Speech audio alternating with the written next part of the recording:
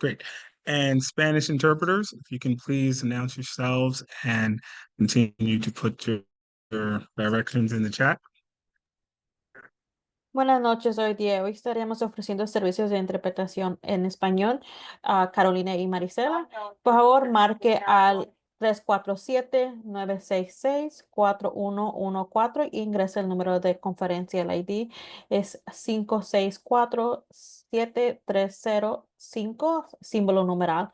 Si desea escuchar audio en español, pero desea permanecer en esta sala de conferencias con Zoom, para poder ver la audiencia en su computadora, silencie su computadora y el volumen y marque de su teléfono a la línea de conferencia en español, que es 347-966-4114. Ingrese el número de conferencia 564-730-5, símbolo numeral. Gracias. Thank you. Thank you. And the time now is 6:41. It is April 3rd, and I'm calling this meeting to order. And please, can our secretary, Latifah Lewis, please do roll call? Good evening, everyone. President Winston Mezzatine. Here. First Vice President Lauren Clavin. Here. Second Vice President Utah Cheng. Here. Recording Secretary Latifah Lewis, I'm here. Treasurer Tanya Went. Here. Member Julie Suff. Here. Member Lou Zhao. Here. Member G.K. Kalyanaraman, absent. Member Paquita Williams. Here. Member Simone Donbark. Here. Member Jennifer Silvers. Here. Member Arizu Tamerchi. Here. Member Jada Crawford, absent. Okay, thank you. Thank you. And Councilmember Simone, if you don't mind advising everybody about our chat features this evening. Good evening, everyone, and welcome. The chat is open. You can ask questions, you can make comments, but please remain polite. Otherwise, we will disable the chat. If you would like to make a public comment, please sign up with your name and speak, or just speak, but you need to be identifiable. If you're an iPhone something, then write your name. And you should be able to sign up until 8. Is that correct? Thank you. And our other fellow council members, Tanya and Utah, if you could please monitor the speakers list in the chat so we can have that line up for later. Now, again, I just want to welcome everybody for coming to our April Autism Awareness Month meeting. But I also want to address the Muslim community and wish everyone a happy Eid Mubarak, which was just celebrated. And we want to wish the Jewish community a happy Passover. We want to wish everyone that celebrates happy Easter. And we also want to wish our Hindu community a happy Holi, which was also celebrated in April, and National Minority Health Month, Autism Awareness Month again, Stress Awareness Month. Those are kind of related. And Diversity Month, Arab American Heritage Month, National Deaf History Month, Community Service Month, Sexual Assault Awareness Month, National Pet Month, and Parkinson Awareness Month. This is a powerful month. And just to get this meeting started on track, I would like to welcome our Superintendent, Dr. Blake, with his report.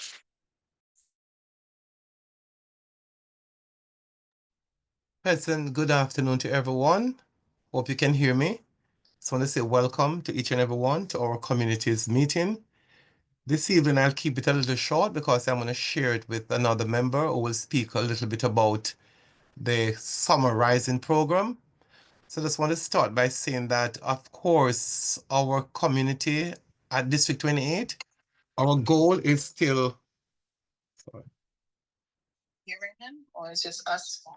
Is he speaking? Are you hearing me, Quentin? No, we're not hearing. All right, let me see what's going on.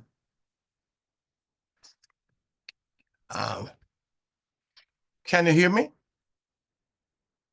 Yes, I can hear you. Yes, I think, okay, so... Can you hear me? It's not, hey, Mary. You're unmuted. Yeah, I'm unmuted. All right, so I'll start again. Just let me know if you can hear me. I was just saying good afternoon to everyone. And as we look at, as a community, District 28, our goal is to continue to have excellent scores in our math, ELA, and of course, to lift up and elevate parent involvement, as well as to chip away at the chronic absenteeism for our students to make sure that they're in school. But beginning with our school leaders, though, teachers, students, and community partners, we are also committed to being a district of learners, ensuring that we promote critical thinking rooted in our core content conceptual understanding through creative problem solving, technology, innovation, and social emotional learning, and our community advocacy. Weird, because I cannot. We can't hear Our- you, Dr. Blake, if you are doing your presentation. Oh my God, I don't know what's, sorry, let me see. I can hear Dr. Blake. Is it possible, Quentin, is the speaker audio output setting? Yeah, we're having technical difficulties here. Yeah, I in think the we can hear office him, with- but it might be at the office. Yeah, it's at the office. We're working on that right now. Yeah, sometimes that output on the smartboard doesn't work very well. Make sure you have the right HDMI cable. Warning in progress. Can you all see the screen though, the PowerPoint? Yes. Okay.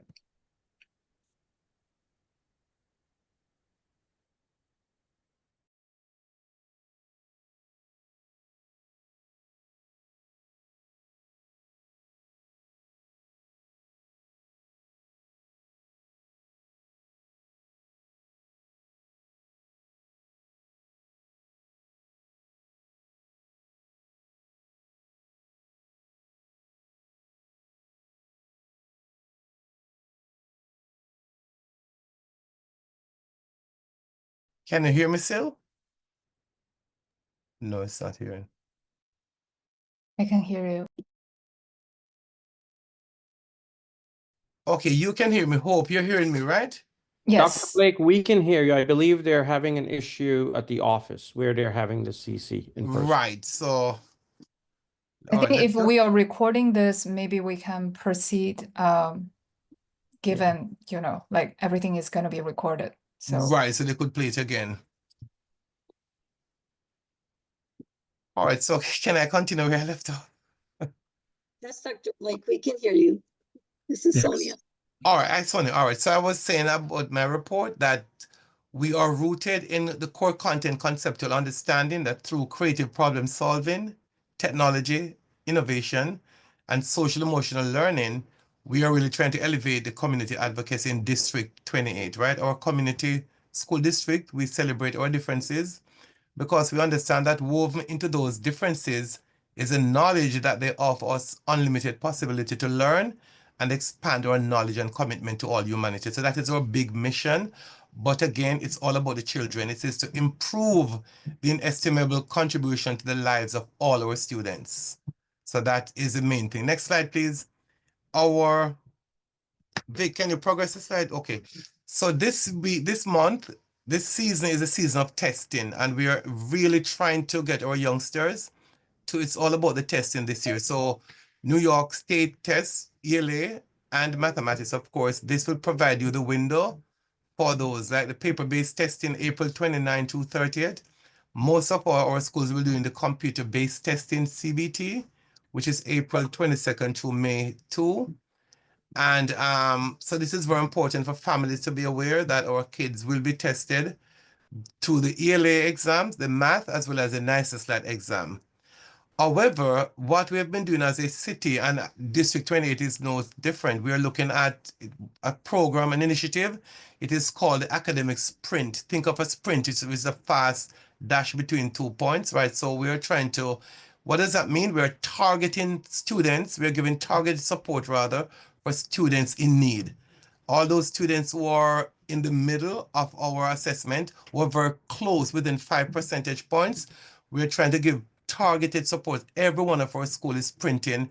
This is only an academic term, which means that we're giving targeted support to every student in our district so that they can improve, especially the kids who are very close in the middle range. So I'm going to ask the families, please, to help us to send them to Saturday academies if you can.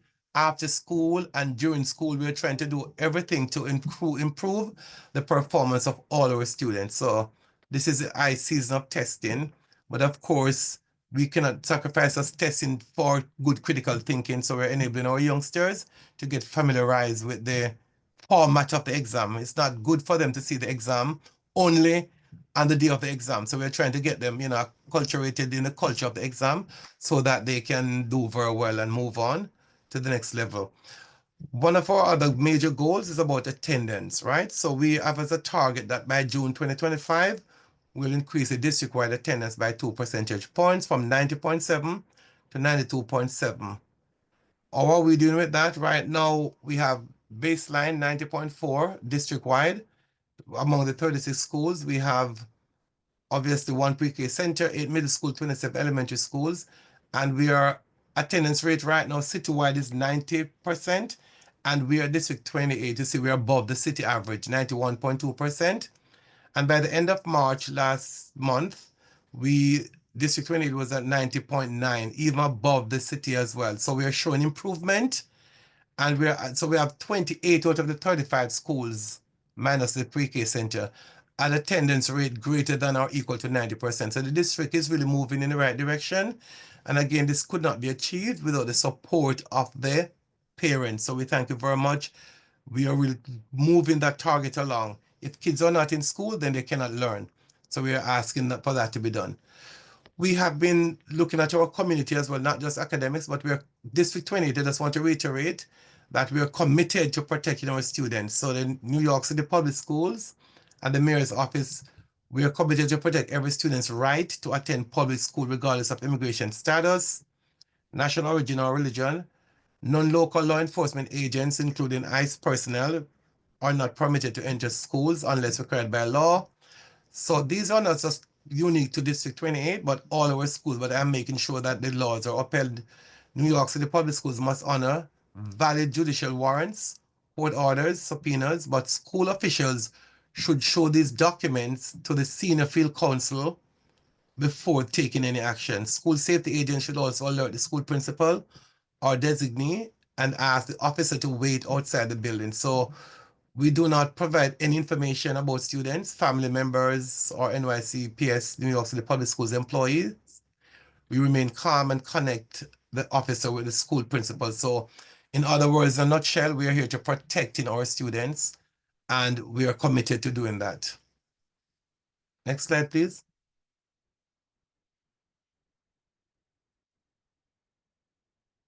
Big, next slide. Right, recently we had our debate tournament for District 28 with the American Debate League. We're part of that as well. So I just want to congratulate the 3 of our elementary schools for their participation. And a special thank you to our host school, PS 190, no, 28, 190, Principal Gregor Junior High School 190, and PS 139, Principal Altorio Roland, Cespedes, JHS 312, and Topol PS 182, Principal Topol. So over the past few months, our staff, students, guided by the ADL, American Debate League, have honed their research and debate skills. This event showcased their hard work and their talent, leaving our students proud, and we are very impressed with their performance and the possible abilities and potential.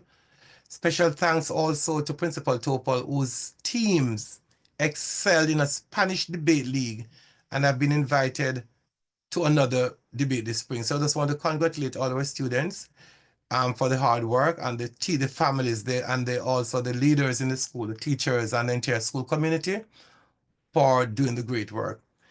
We continue to partner with the UFT teacher centers because together we are stronger. So we are excited to announce the opening of 2 more new teacher centers at PS 54 and PS 48, dedicating to support our educators. The teacher centers are dedicated to provide materials and support to really hone the skills of our teachers so that our students can be the beneficiaries. And as a superintendent, I'm very much a part of that, and I welcome the collaboration just for getting our students to that next level. So the teacher centers have been all over our district, and we're still on the pathways of getting more of the teacher centers in our schools. So we could bring the PD, professional development, into the schools, so our teachers can have maximize the time to be with the students in the classroom. So I just want to thank them for that great work. The Office of Prevention and of Hate Crime, OPHC, recently visited Junior High School 190, engaging students and the school community in a vital discussion around understanding, recognizing, and addressing biases and hate crimes.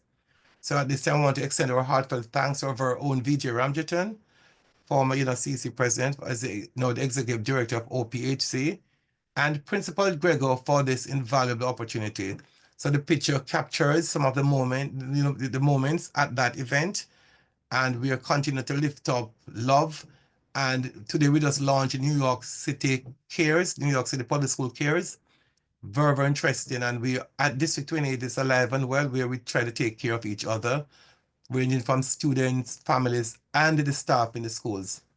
So I just want to congratulate that we had recent visit by CBS News weatherman John Elliott visited PS 54. It was an incredible opportunity with the weather meteorologist John Elliott interacted with our students and really highlighted the scientific knowledge that our students can really be encouraged to enter the field of science and our meteorology. So he came to the school, and of course, District 28 continues to be the heartthrob. The other day we were on another newscast, so we continue to to expose our students to great possibilities. Recently, we had a trip at the Environmental Center yesterday where I met a group of students from from the school, middle school, PS 312. I met a group of students at the Environmental Center in Brooklyn just to expose our students. And I was literally a part of that movement, meeting the students on site and be with them for a little while. Our big last push is around our Iron Fair. Last year when I initiated this Iron Fair for District 28, and we got so many valuable teachers and different personnel, different titles. This year again, it's going to be on April 8th, 2025. We're asking for supporters. We have over 380 odd registrants who teachers of different titles, and all our schools will be participating to get good to get the first crop of great teachers, so that great teachers equal great students, so that they could benefit our students. So I'm asking everybody to shout this out. It's going to be on April 8th, Tuesday, April 8th, at York College, in collaboration with York College. And this is our second time, and we're looking forward to having many our potential candidates to feed the future of schools, especially with the small class size. We're expecting it to be announced anytime soon. So we need teachers in the classroom so we could cut down the class size of our students. So again, our students will be the beneficiaries. So those are some of the hot agenda items for our district. And of course, I'll be sharing this space with Raj, who will be speaking more about the summer school and summarizing for our parents again. So thank you very much. Despite the snuffle with the technology, I think we endured to the end. So thank you.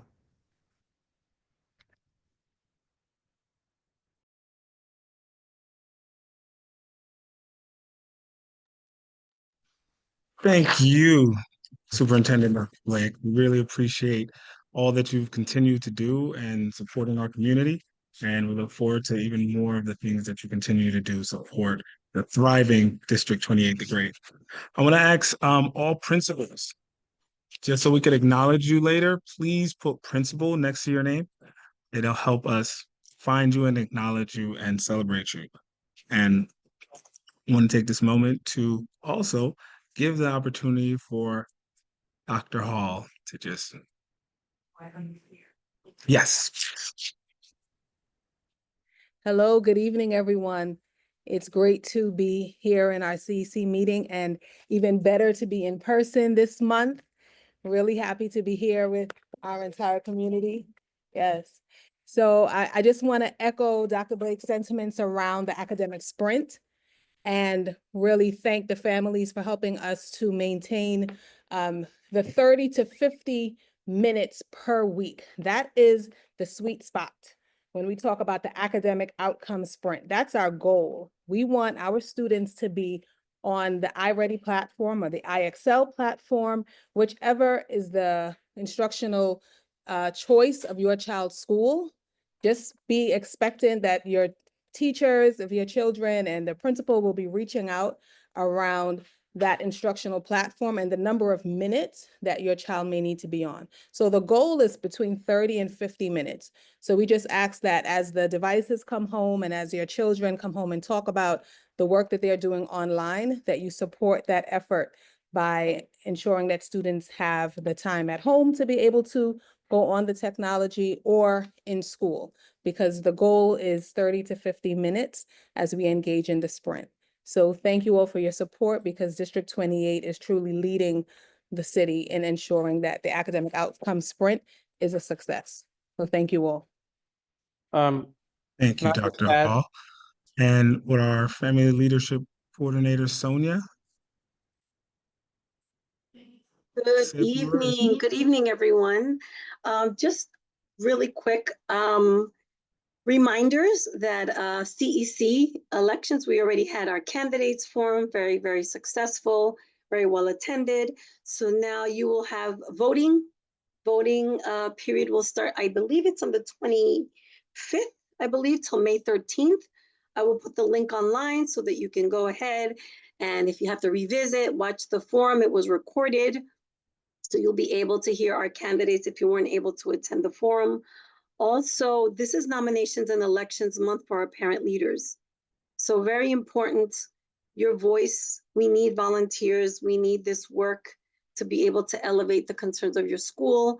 So please, if you have any questions, I've supported schools already to get their nominations committees together and their elections up and running.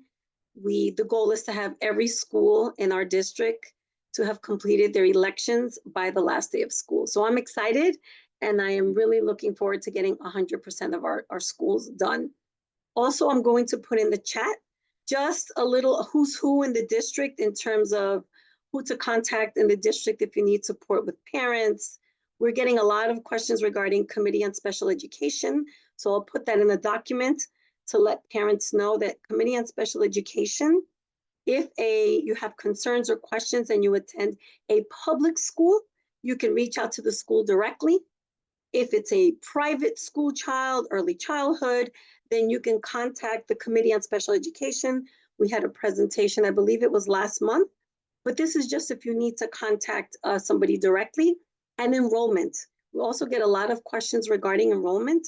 We do not handle enrollment or admissions. We can answer general questions, but if you want to transfer, you have really specific questions, I'm also going to put that in the chat, who you can contact. Obviously, you can always contact us, but if you want directly to go to the people that can help you, I'll put that information there as well. So on that note, thank you. Thank you very much. And have a good one. Have a good evening, a good meeting. I'll be here. Thank you. Thank you so much. And I'm looking for the other members of our district office. We have Raj. Do you want to drop a few words, or did you want to just give us the other side? I'm going to say good evening. It's been a while, and I will continue when it's my turn, and I'll provide the best possible, presentation around this city, because District 28 is the best. You know that. Yes, it is. Yes, it is. I do see our Stacy. Stacy, please.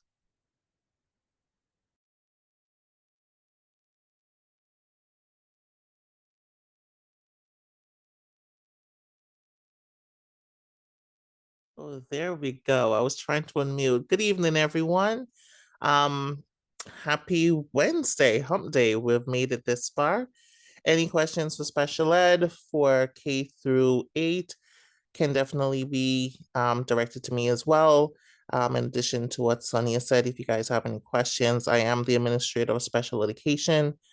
So I can support with any questions and or concerns and or just, support at all. So good evening, everyone, and have a good afternoon. Oh, she's not there. I just realized. Thank you. All right. we'll continue with our agenda. And next on our agenda is a presentation done by Quentin Mezitin, our CEC president, on ableism. Now, I definitely want to give you guys a little history of who I am. So my name is Quentin Mezitin. I am the District 28 president and D75 rep. I have 2 children out of my 6 children who are on the spectrum. And it wasn't that I was scared to accept the spectrum when I first started noticing my kids regressing around 2 and 3 years old. It was the fact that I was scared about what the world would do to them. I didn't know what that was called. I didn't know what it was, but I do remember when I was in school, there was always other children that were in other hallways in the basement. They came in early, they left early. We didn't really interact, but I knew that they existed, but I never knew who they were, what happened to why they were always so separated. But then all those things came back to me. My kids were diagnosed with autism. And when that happened, I started to do research because I probably like a lot of other parents, I never wanted to accept that. If you told me that my kids were autistic, we were fighting. See me in the parking lot because you were not going to put that label on my children. And then after leaving the doctors, homeschooling my kids for a year because I was getting that feedback from the schools, I ended up seeing a neurologist and he told me and confirmed my kids have autism. Then I finally dawned and accepted autism. And I realized I'm not scared of autism. Autism has so many superpowers and so many possibilities and so much support. But what I was scared of was the word that I'm going to go over today, which is ableism. Let me share screen with you guys, give you a little bit. How do I do that? Let's see. Okay. And share screen. All right, so ableism is the barrier, not autism. Now, let me go to the next slide. Ableism is a discrimination. Oh no. It was good. It was good. Yeah. Like, don't move. Like, I gotta make sure it's not a video. All right, cool. So ableism is a discrimination or prejudice against people with disabilities. It shows up subtly in how we design our classrooms and how we speak about those kids and how we treat parents fighting for those services. Now, what I went through was a lot, but I got a question for you guys in the community. Just think about this. You don't got to put it in the chat. Just think about it. When you see a child flapping their hands, avoiding eye contact, or speaking in a way that's different, what's your first thought? Now, be honest with yourself with that thought, because that's where ableism begins. Now, for parents, this is what I want to give to you. You need to think about the whole child and not just the label when you think about children with special needs or disabilities. Challenge assumptions. Don't assume they can't. Ask them for support. And talk to your kids to teach them about inclusion, because inclusion starts with kindness. I put these together because this is what I had to do with my first 3 children when it came to my other 4th and 5th child, Quintus and Quint.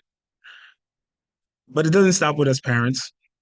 It also goes to our school officials. What can school officials do to help stop ableism and help this community that's continually growing in D75? Audit the environments. Are our REP meetings inclusive? Are families being respected? Invite neurodiverse voices. So I can speak about this as a parent of neurodiverse children, but who better than a neurodiverse adult talk about the experience that they receive and how they can make a improvement. Invest in training, not just for compliance, but for compassion. We like to train things just to know this is what you should do and this is how you should do it. But these kids, even if they're nonverbal, they understand everything. And they really pay attention to energy. So they can see and feel how you feel, even if they can't tell you. But we don't stop there. We're District 28 the Great. We hold our elected officials accountable. So what can our elected officials do? Amplify awareness, support events, workshops, programs, and normalize differences. Representation in programs does matter. I know the borough president is having a neurodiverse of workshop next week, Saturday. I will definitely be attending. Now, why do I do what I do? Because this was my family. Like, I know you see 5 children there, but this is when we found out that our children were on the spectrum. So my son that I'm holding is Quintus. My wife is holding Quinn. She accidentally did that thing with her middle finger, totally not intentional. And it was, but maybe it was because deep down inside, this is when we took this picture after 300 pictures, but we were suffering in silence. Our kids were not using the bathroom. Our kids were not responding to their own name. Quinn even drank bleach one day, and we had to take him to the hospital just because he put everything in his mouth. He would not eat food, but he would eat anything else he can put his hands on: lotion, crayons, glue. Anything on the floor was Quinn's, just for his appetite. Quintus took till 5 years old to independently use the bathroom. Right now, we are better. This is Quintus and Quinn. This is us at a carnival that they had at the park, Wayanda Park down the block, and they are doing great. And I want to thank D75, 811Q, and P4. I live in 29. My son goes to 28. That's how I'm here. So Quinn gets to really thrive with 811Q, and Quintus gets to really thrive with P4. And they are right now 8 and 9. And it's because we stand up for our children that we get to see them thrive. Parents, it's up to you to fight for your children, because if you don't, no one else will. And I don't know if you kind of notice, I kind of like having babies, right? So this is our daughter that I'm holding, our 6th child. And this is us at a siblings shindig at 811Q Marathon School. We do things as a family because we want to show not just, like, I couldn't post pictures of other families without permission, but I want to show you my family to let you know that, we're out here just defying the odds, but still showing up. Where a lot of parents like myself get to stay inside and hide, I chose to, even though I want to hide sometimes, to show up and speak up and stand up for other parents and families like mine. Now, what I want to close with today, that's my time, is if each of you today can do one thing, or this week, reflect on ableism, because we all have it. You don't got to tell me you don't. But let's replace it with action, because that's how we continue to build a district where every child thrives. And that's my time.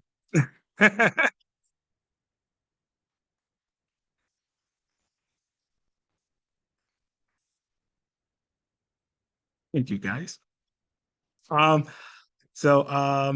next speaker, I definitely held back. I didn't get emotional. Cool.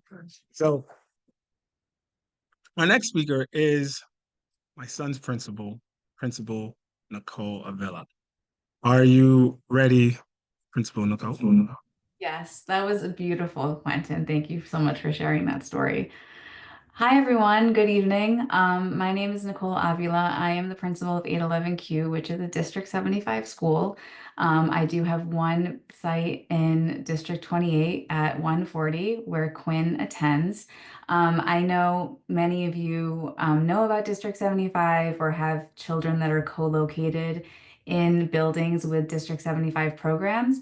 So I will be brief because I know there's a lot of important things to discuss tonight, but I just want to give you a little bit of an overview about District 75 and about the benefits that District 75 has for all students in all buildings across the city, because District 75 is it's a citywide district and we are in many, many schools. 811 is in 10 buildings across the city. And I will tell you a little bit about that. I'm going to share my screen to do a little bit of a presentation, and hopefully you'll learn something.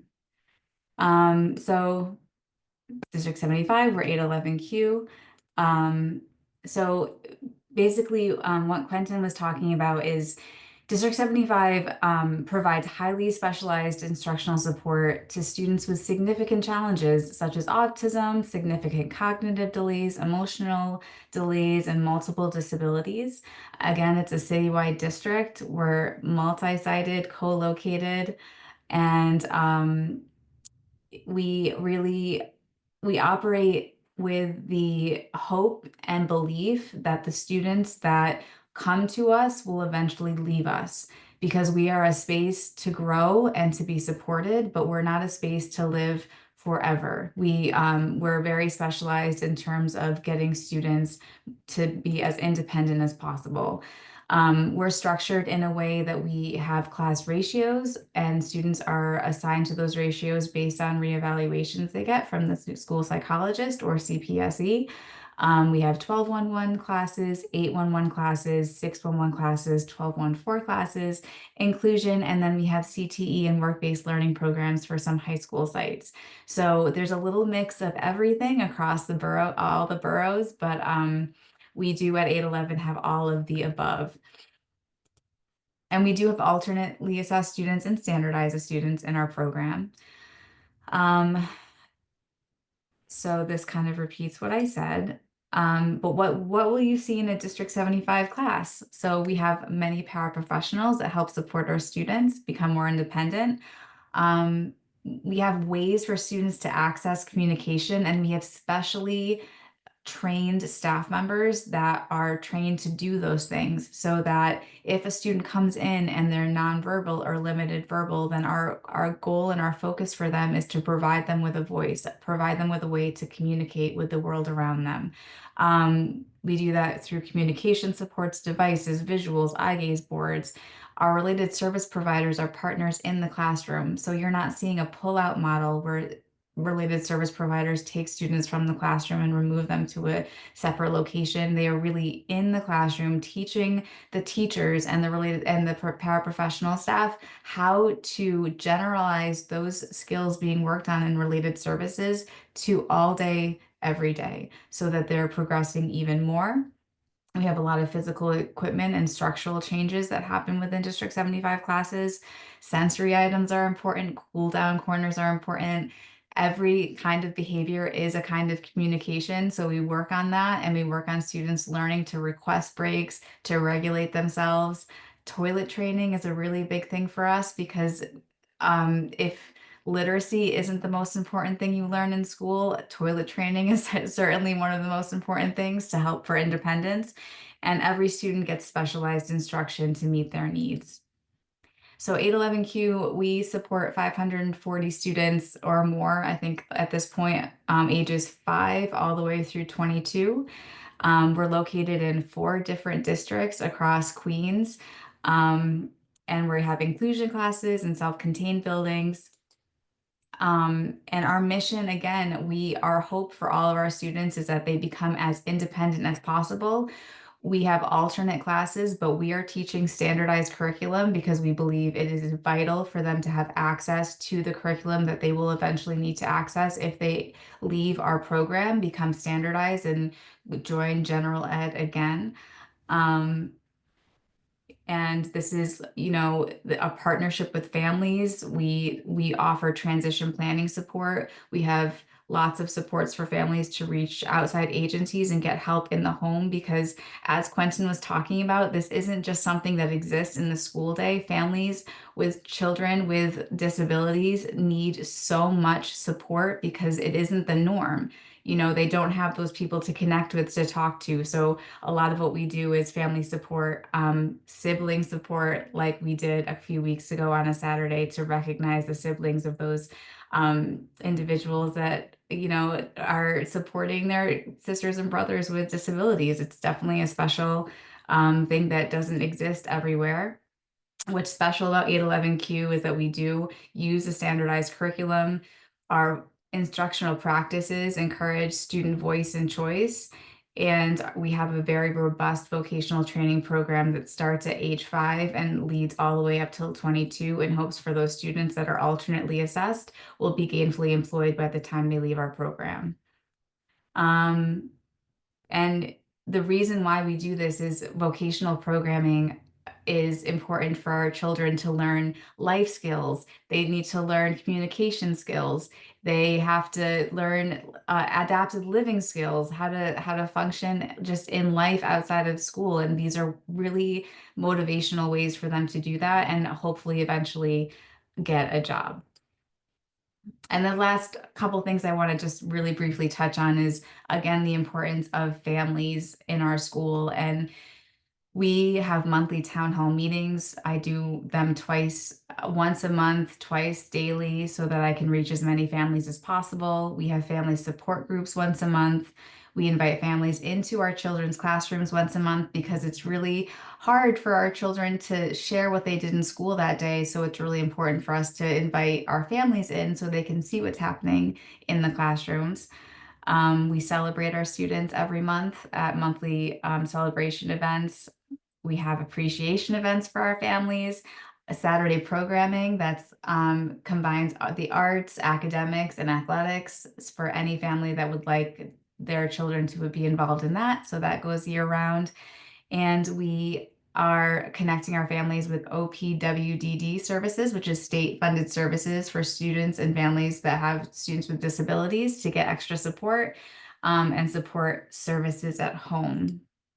And the last thing I will say is that we have a very strong performing arts program at 811Q that if you want to believe in the abilities of all students, I recommend or invite you into our school communities to see one of our performances. They are truly the most magical, amazing things that I've ever seen. We started it 2 years ago, and they're by far my favorite part of the year. So we have our main site is putting on the Land of Oz this year, and it includes every single student, regardless of ability level, on stage performing amazing things. And that happens in May. And then our QH at Queens High School of Teaching offsite is performing Shrek in June. So you are all welcome to attend. But it was a pleasure speaking with you today. Thank you so much for having me. And again, thank you, Quentin, for your story. It was very inspirational. Thank you, Principal Nicole. Like, listen, D75 is thriving in the best district, so I'm very proud. And I want to give Dr. Superintendent Blake a chance to mention something. Go ahead, Dr. Blake. Dr. Blake. Yes, thank you very much. Can you hear me? I just want to take this opportunity to welcome special guest, Principal Extraordinaire, Patrick Burns, who has been a long-time principal in the district. Patrick has moved on to be the CSA Council for Supervisory and Administration Union. He's now a district rep for Queens. So I just want to say congratulations, Patrick, and your work shall ever be remembered in District 28. So Patrick, you want to say a few words? But just wanted to acknowledge him as a special guest, and he has left an enduring legacy in the district. So just want to sort of lift that up and elevate that. So thank you.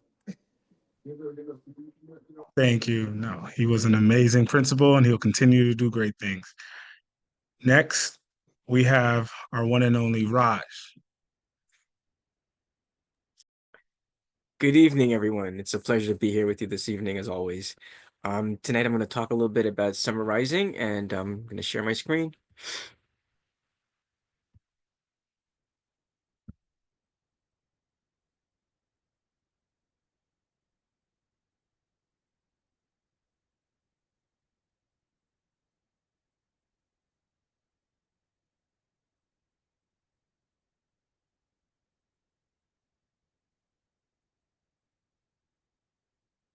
Okay, can you see my screen, everyone? Yes. Awesome. Thank you so much. So summarizing 2025. So as a district, we are moving very aggressively, and I'm going to share some of that information with you so that we're all prepared for this coming summer. Let me move this over.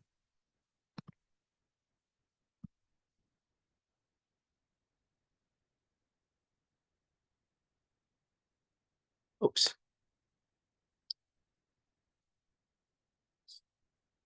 Apologies, my touchpad is very sensitive. So I'm going to start with a few dates. March 28th passed, but that's when the application closed for summarizing. April 28th, 24th, families will be receiving results and waitlist information in their My Schools portal. So please be mindful of checking on the 24th. May 8th is the deadline to accept. So families, if you're interested in attending, please accept by May 8th. If you're not going to attend and you're not mandated, we are gracefully asking you to decline.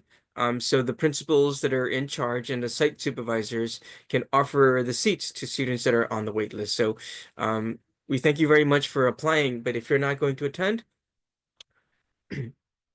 after May 8th, probably hopefully on May 9th, you will decline so we can start offering seats to other students that are on the wait list. July 2nd, summarizing starts for all K-8 students in District 28 and across the city. July 4th is Independence Day, so there will be no school in session for that day. August 8th, summarizing ends for middle school, and August 7th, District 28 is going to host its graduation at the 358 campus. So be mindful that we are going to send out additional information regarding that event. So we're going to hopefully have that done very soon. Probably by the close of the month. As I said, District 28, we don't wait around. We're taking care of things really quickly, and we want to make sure that you have the information in a timely manner so you can prepare to attend. August 15th, summarizing ends for elementary school. So there is a distinction between the elementary and the middle school. So just be mindful of those dates. So these are our pad is very difficult today. So I'm going to just continue here. So these are 10 sites that's hosting summarizing: the 08 campus, the 40 campus, Q48, 50, 72, 144, 190, 182, 217, and 80. And all of the schools listed to the far right are the ones that are affiliated to those buildings. So, for example, if a child is going to from Q40 or 312, they're going to be attending the 40 campus. So everything is already all organized for these locations.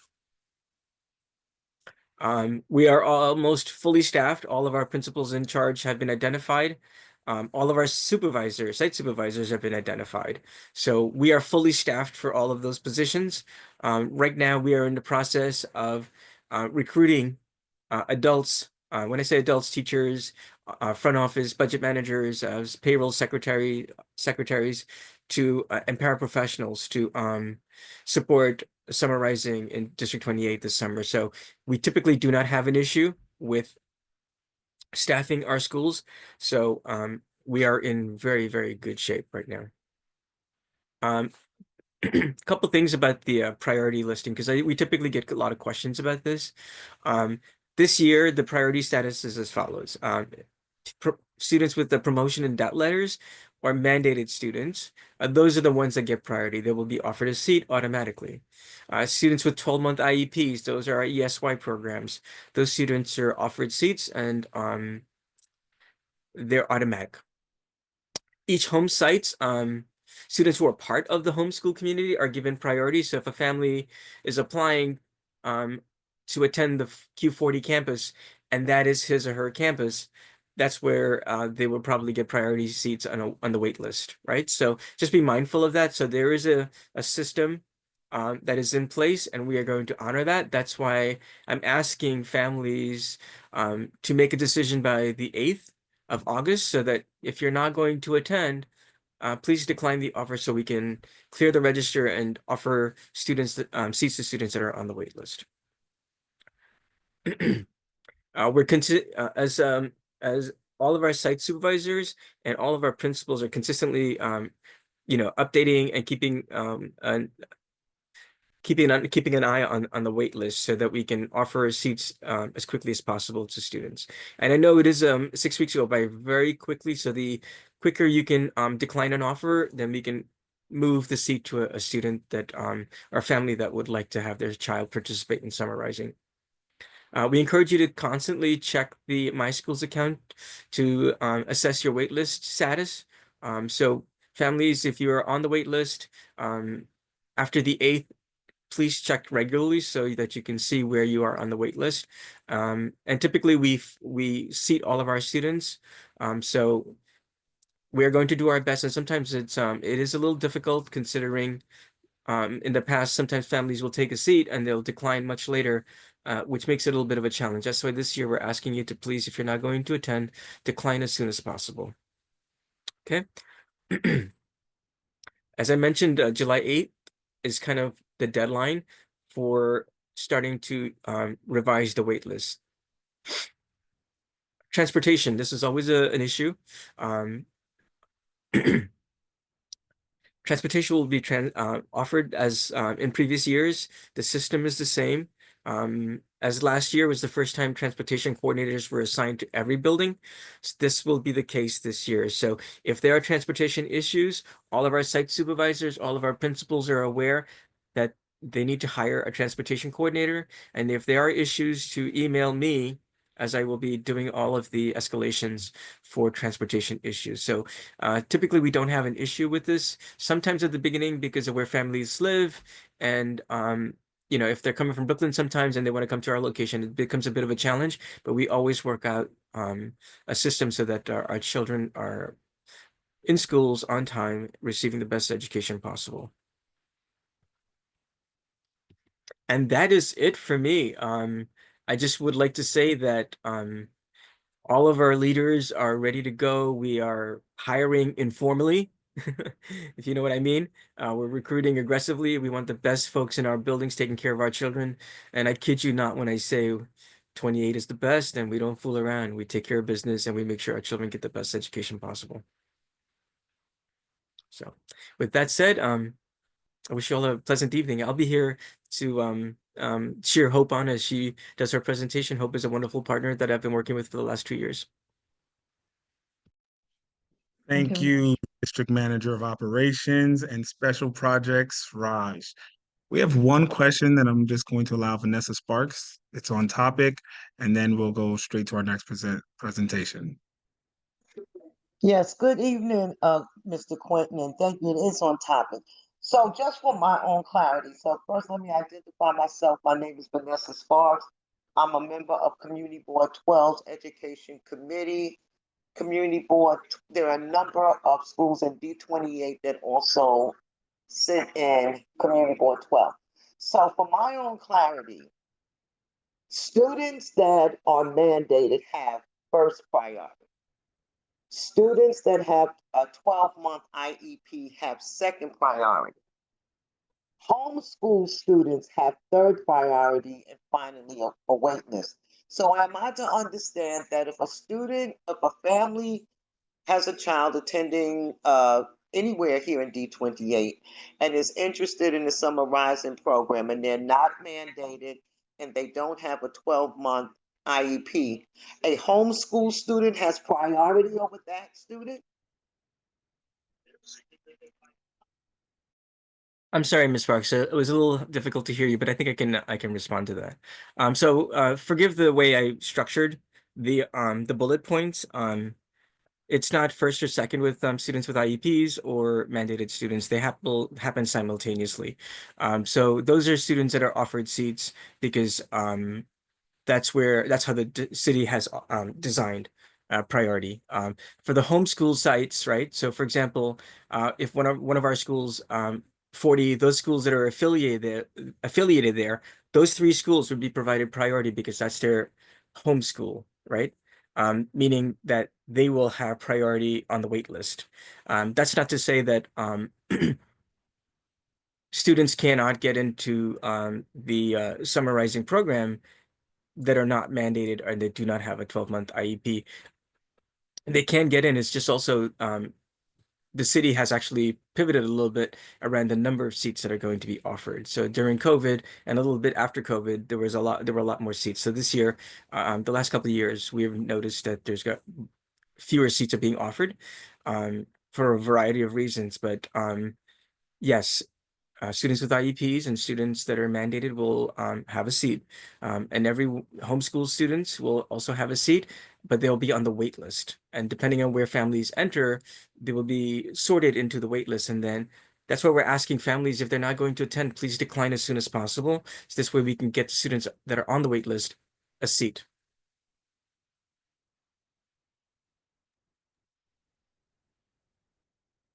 Thank you.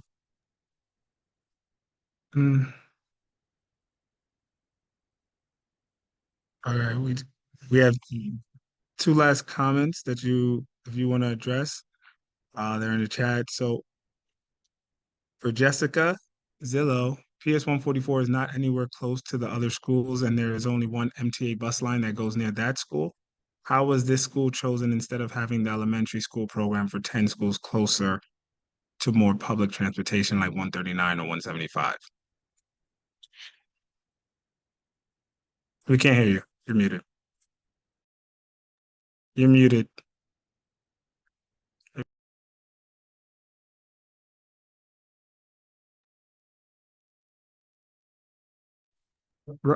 You're You're muted. muted.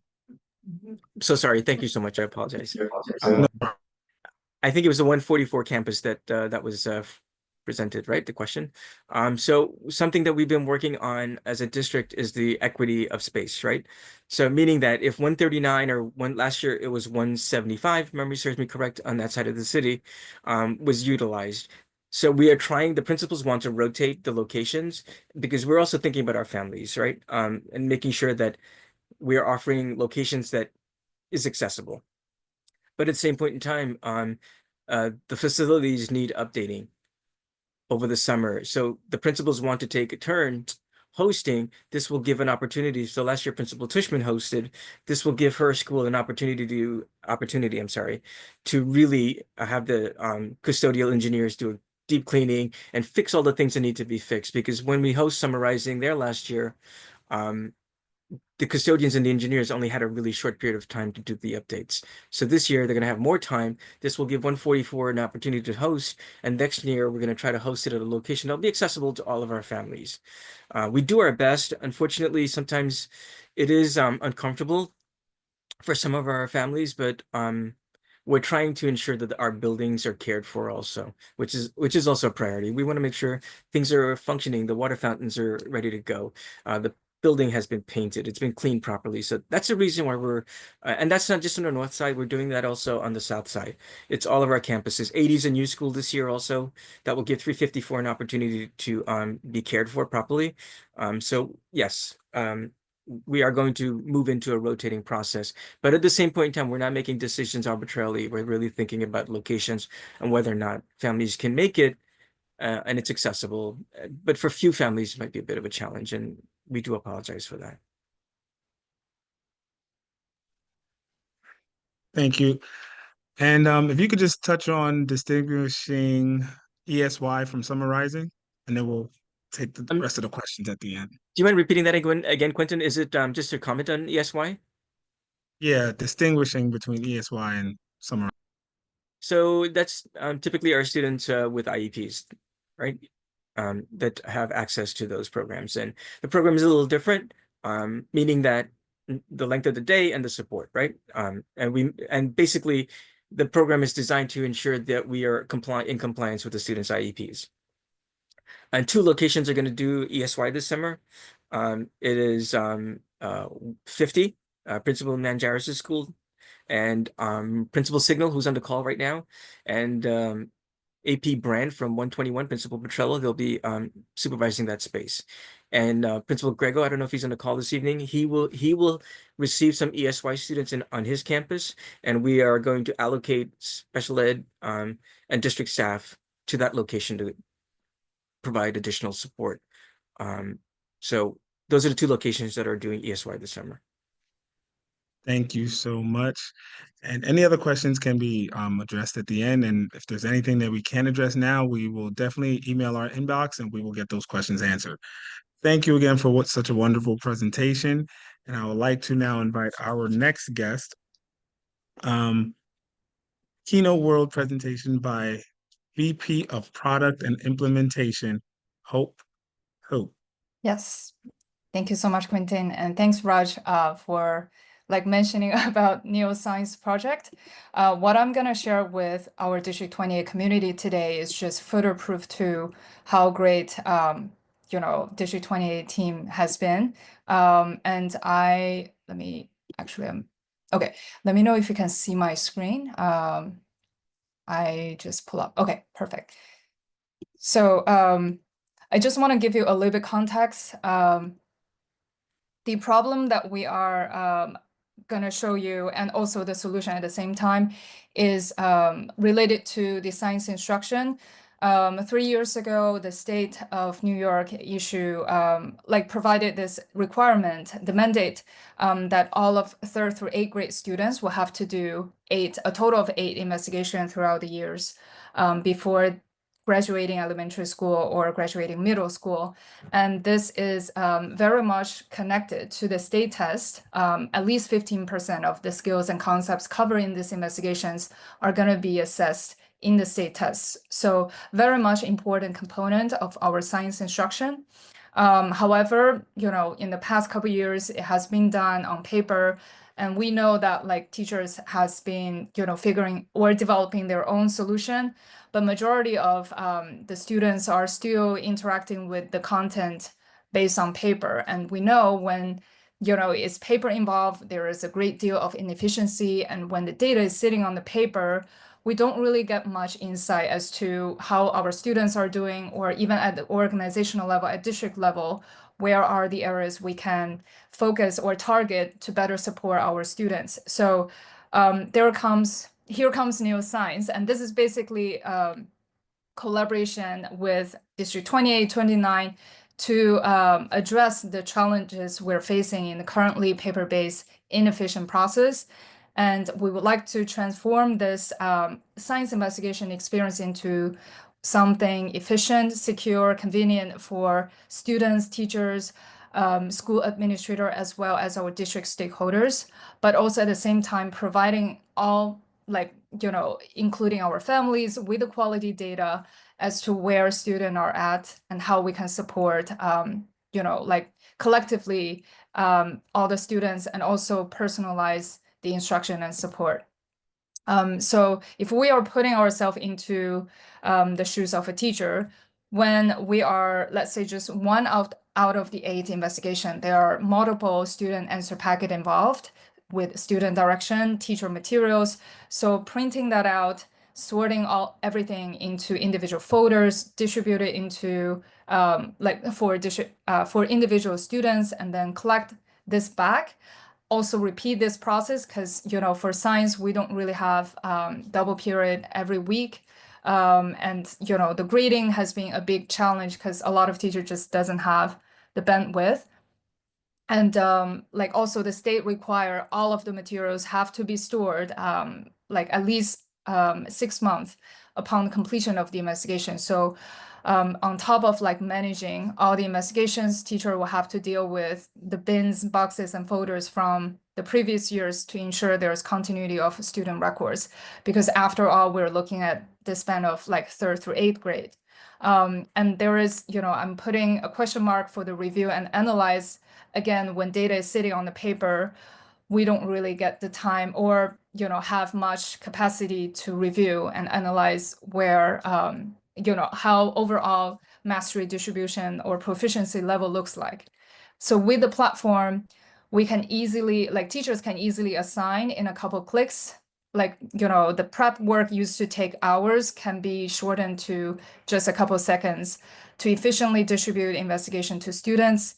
And students can work on the investigation. Later will showcase the interface. There is accessibility features for learners at all levels, and audio support for lower grades learners, and also scaffolding, digital tools available to help students to complete, but also at the same time making this investigation a more engaging and interactive experience.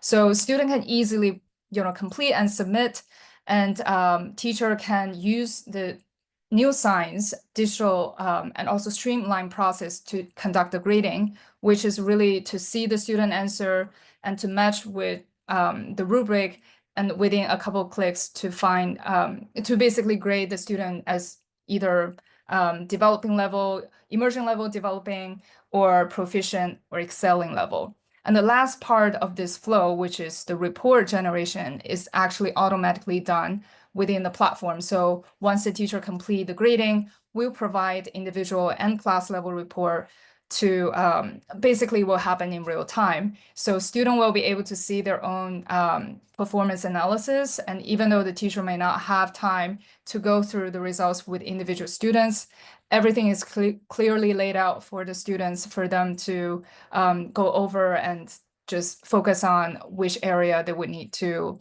have more practice or focus on more. And we did a pilot last year before the large-scale implementation this year. So we involve 8 schools in total from 2 respective districts. Initial positive outcome we are seeing is a reduction of paperwork by 80 to 90%. And at least we return 50% of the time that teacher used to spend on investigation to really focus on the science instruction. At the same time, improve accuracy in capturing student answers and efficiency in tracking student progress. So as of today, the initiative actually has expanded into 5 different districts, including District 28. Thanks again for the great leadership and partnership from District 28's district team. Right now, this is the total data. With District 28, there are over 22,000 students.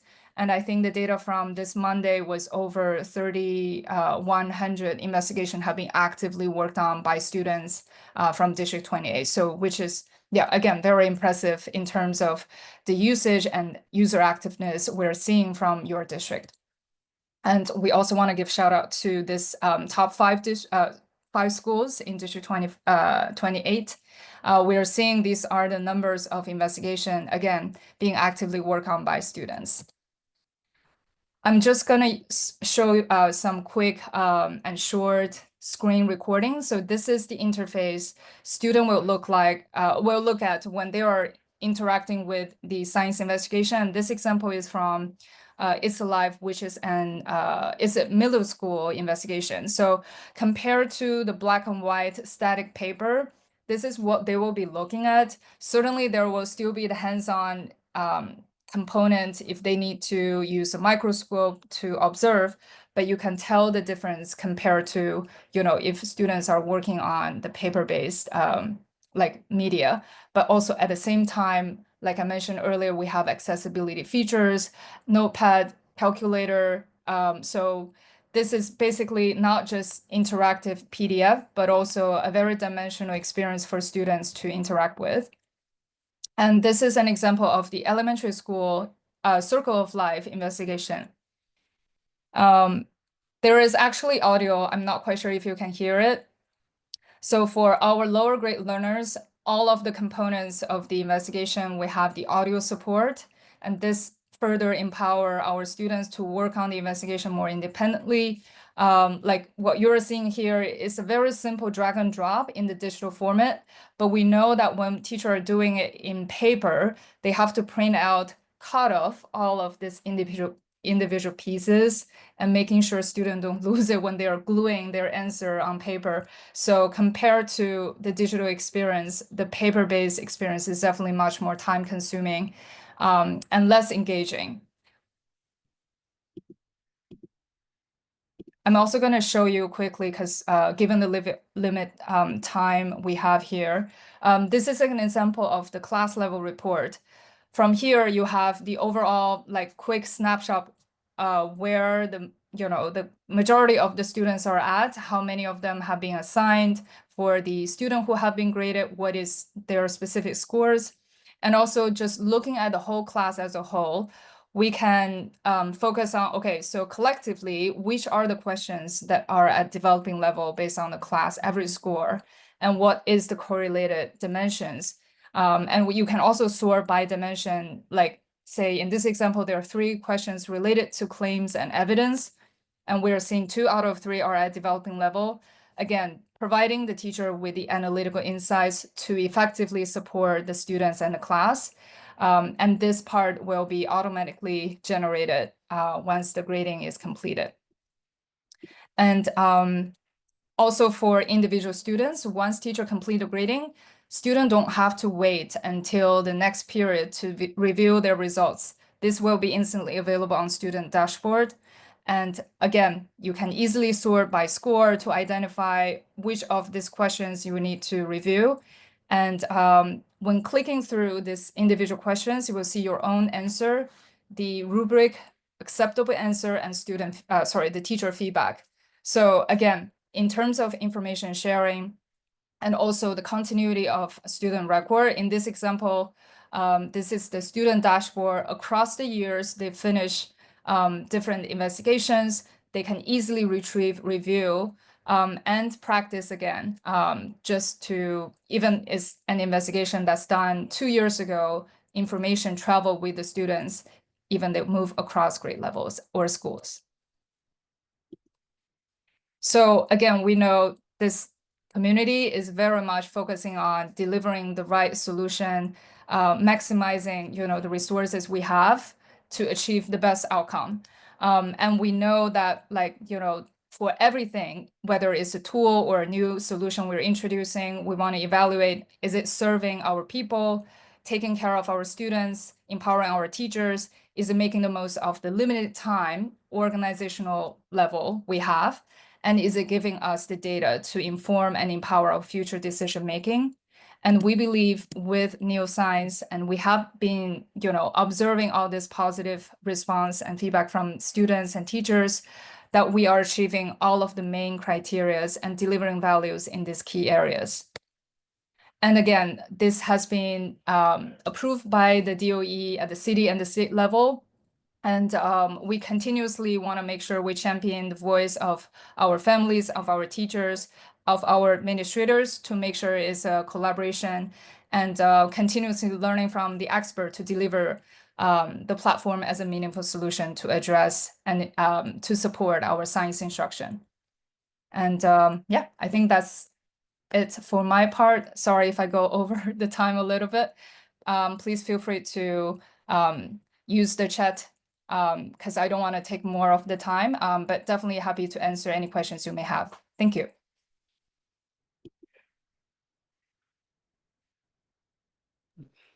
Thank you. Thank you. Got it. No, that was very informative.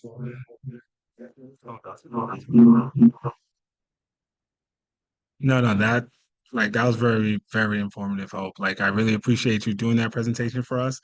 And I definitely look forward to the further conversation that we can have about science. Thank you. Thank you, And Quentin. next up on our agenda, I want to make a motion this moment to put the parents. Well, before we even start the parents report, I want to give our principals a chance to actually acknowledge you guys. I apologize about that.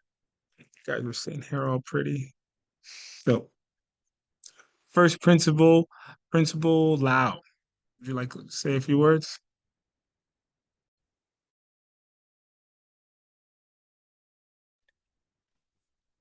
Good evening, everyone. Thank you so much for having us at this meeting, and thank you for all the information. I want to echo Dr. Blake's comments earlier in my capacity as chairperson for D28, that it's great to have Patrick Burns back with us in that capacity, and I look forward to working with him, and am so glad that he continues to be involved with us here in District 28.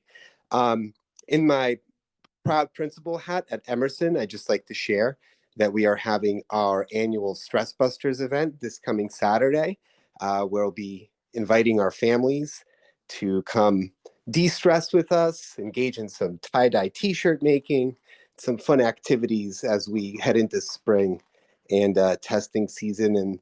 And any of our CEC members, we'd love to have you on the Richard Crossley campus with us for that event this Saturday from 10 to 1.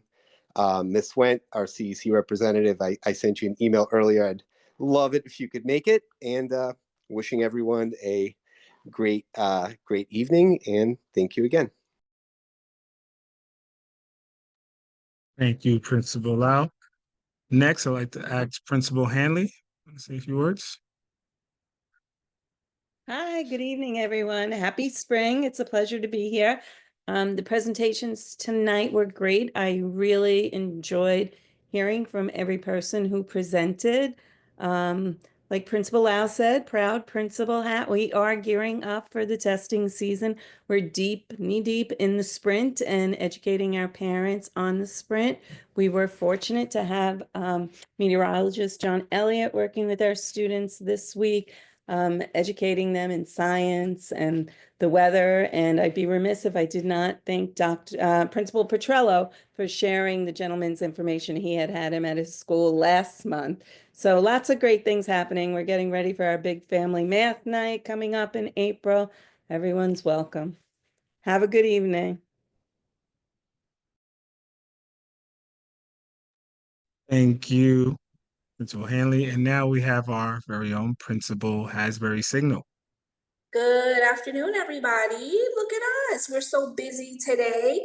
Quentin, I'm still looking forward to you to come visit that wonderful 811 campus over there at PS 140.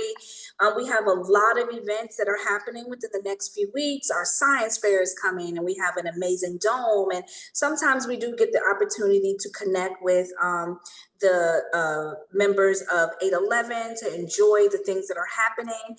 We're still hoping. Last week we had a major event happen as far as the plumbing and the water fountains, and we had no water in the entire building. So we welcome the walkthrough because the building is well over 100 years old and we're trying to get those water fountains. That is one of the buildings that's used for one of the various New York City public school programs throughout the entire summer. I have had the opportunity this year. I've done it before, and Dr. Blake has given me the opportunity to supervise Summer Rising over at PS 50. So that is also an ESY program. So there's multiple programs and opportunities throughout the community. So please just visit Ellington Magnets. I'm still wearing my shirt from today. Come visit us at our website. Come join us in all the amazing activities that are coming. And we're looking forward to all this new registration that is happening. We have so many families that are coming for our gifted and talented program. And I'm just honored to be the principal there. So we welcome you guys to come visit us and have a great night. Thank you guys for joining us tonight. Thank you so much. And I will definitely be visiting with your school liaison, our new member, Arzu. We are working out the dates that we could collaborate and come and visit you. But I love your school. And you guys really, I want to acknowledge that you guys handled well that big water emergency, because my son was also in that school. I got that text message, but you guys were on top of it. You guys let the parents know. You were very, very transparent and involved, and there were no catastrophes. So thank you for leading that, emergency at the last minute on Friday, I believe. Thank you. And that's all our principals. I just want to acknowledge thank you to our parent coordinators who are attending tonight and elected official and community board members. If there are any elected officials, please raise your hand and I can acknowledge you. Or anyone representing an elected official. Okay. All right. All right. Ari. Hello, everyone. Thank you for having us. I love CEC28. I always enjoy these meetings. So much information is given, so much to think about and ponder about what our schools need. And as always, the senator is ready to give support. I'm sorry, the senator is ready to give support in any way we can. I just want to mention a couple of events that are coming up. I did drop them in the chat, the flyers in the chat. So we have a tax lien sale. If any families are concerned about their homes being put on the tax lien sale, that's coming up soon. We have an event on April 9th. It'll be, I think it's at Mount Moriah Baptist Church. The information is in the flyer. We also have a community baby shower coming up for the residents of Queens. That'll be on April 26th. So expectant moms, new moms, I think it's moms up to with children up to age 4 or 5. Please feel free to come out. There are lots of stuff to give away. Last year we serviced about 400 families. Everyone got something. No one left empty-handed. There's also the Peace of Mind event. If you're concerned about frauds and scams, we're working with the Queen's DA's office to provide information regarding that. And also, if you have a case like deed theft or credit card theft or something along those lines, the Queen's DA's office will be there along with I'm not remembering the other entity right now, but they'll be there to take your case, take the information, and make sure that they follow up with you. So please, feel free to reach out to the office. The number is 718-765-6359, and we'll be happy to answer any questions you may have. And of course, the senator sent his greetings. He just came back from Albany today. Budget is still trying to be wrapped up. We're still out here fighting for what our residents deserve and should expect. But please feel free to call our office, and we're ready to give assistance wherever we can. Thank you. Thank you. Really appreciate that. And okay. And right now I want to make a motion for this meeting, particularly. So this motion is for this meeting to allow the parents to have their voices heard before our council members. So we spoke about this behind the scenes, but I'd like to make a motion, and I believe we have to vote on it, correct? Is there a second to the motion? Okay, thank you, Simone. Roll call vote. First Vice President, Lauren Clavin. Yes. Second Vice President, Yu Chang. Yes. Recording Secretary, Latifah Lewis, yes. Treasurer, Tanya White. Yes. Member Luza. Yes. Member Teresa. Member G.K. Kalinaro, absent. Member Bakita Williams. Yes. Member Simone Dunbar. Yes. Yes. Member Jennifer Solas. Yes. Member Arisu Tumechi. Yes. Member Jada Crawford, absent. Okay, motion passes. Great. Thank you. And so next we will have our public comment. Just. Huh? Sign up. Jessica, oh, No, Kevin Lee. I signed up. Hmm? She signed up in person when I walked in, like. Okay. no problem. I can roll that. No, go ahead, Jessica.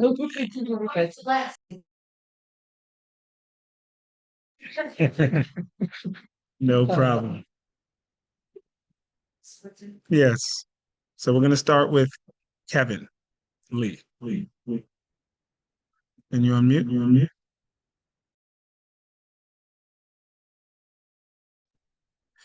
Hello, can you guys hear me? Yes. I'm just right on time. I'm just pulling up my testimony. Just 1 second, please.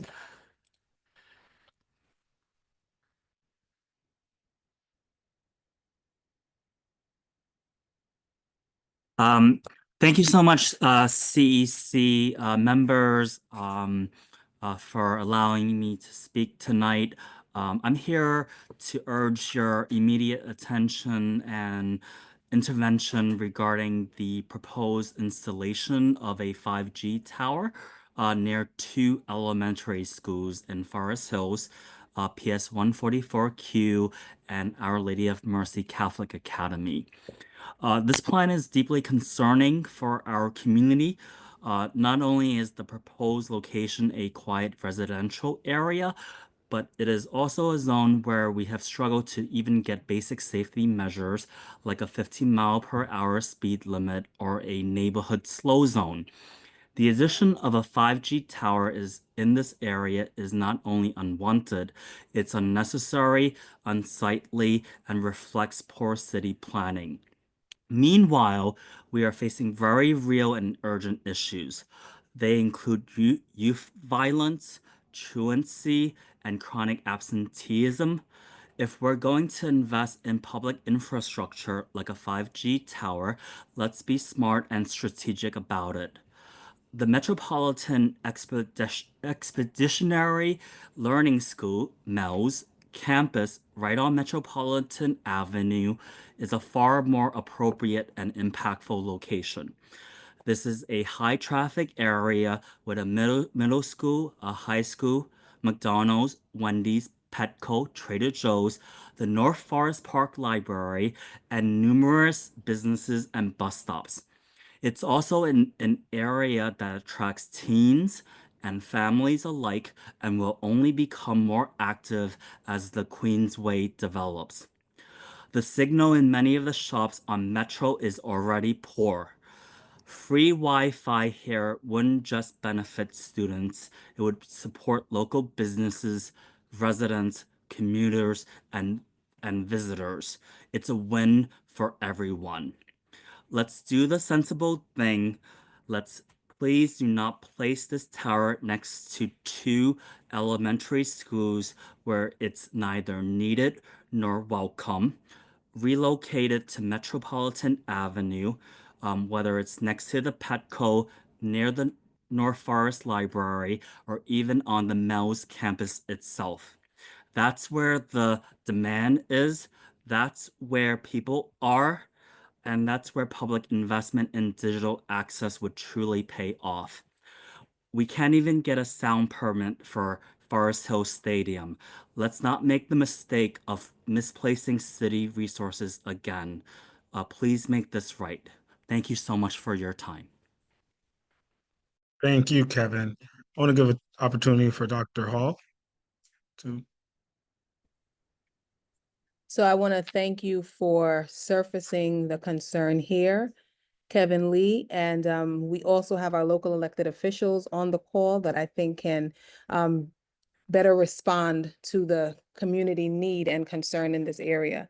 So we have spoken with Principal Luca Damo. She did share the concern with us, and we stand with the community in response to the request. So I would, President Quinton, if there are local elected officials on the call that can support with this, I think this would be a good time to invoke their support or response.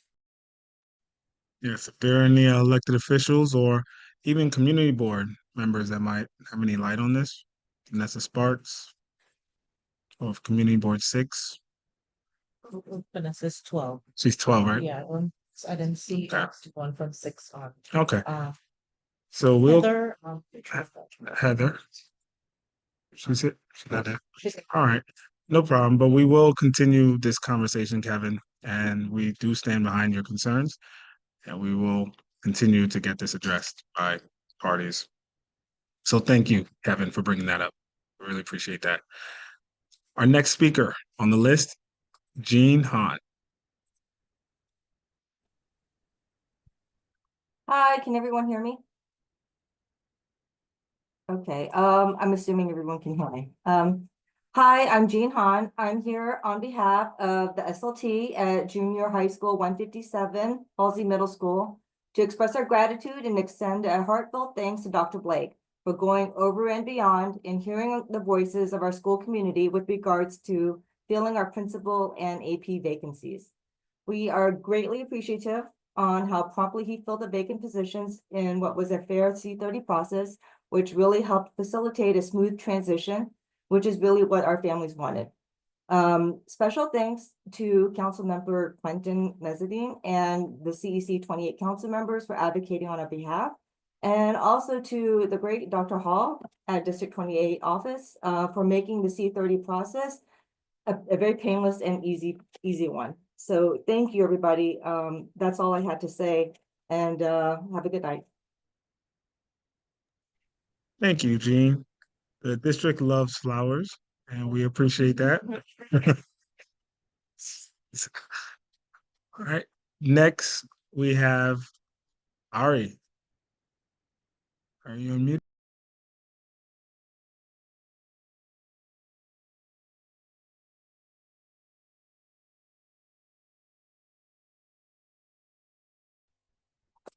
Hi, how's it going? Thank you, President. Oh, a mess. Thank you, President Messenger, and on the whole Wonderful, CEC. I'm just making a quick announcement. So as hopefully all of you know, CEC elections are happening now. And I know that many people in the audience are CEC candidates. So I just wanted to put out an opportunity for those of you who are equity minded. For those of you who aren't familiar, we have an organization called D28 Action for Equity, and we support equity in D28 for lack of a better way to say it. And so if you are an equity-minded candidate, we would love to help promote you for getting elected to CEC. I'm going to pop our email into the chat. Please feel free to reach out to us, and we'll have a little questionnaire, and we will circulate your answers to those things, and we will help to get the word out. And our goal is to get a lot more participation than in the past for elections. For those of you who don't know, we had less than 2% of people in New York, of parents, families in New York City voting in the last round of CEC. So hopefully we can get it better. I think D28 was a little bit higher at like 4 or 5%, but it's still like very low. So we really are hoping to get a much better turnout. And so that's our goal. And hopefully one way to do that is by promoting those of you who are equity minded. So like I said, I'll pop it in the chat, and happy voting, everybody. Thank you, Ari. Appreciate that. Our next speaker, Vanessa Sparks. Good evening, CEC28.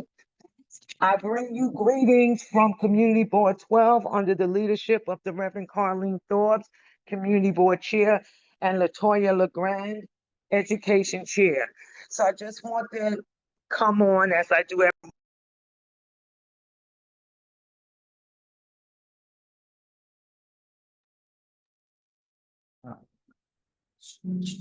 Sorry, you got muted, Ms. Sparks.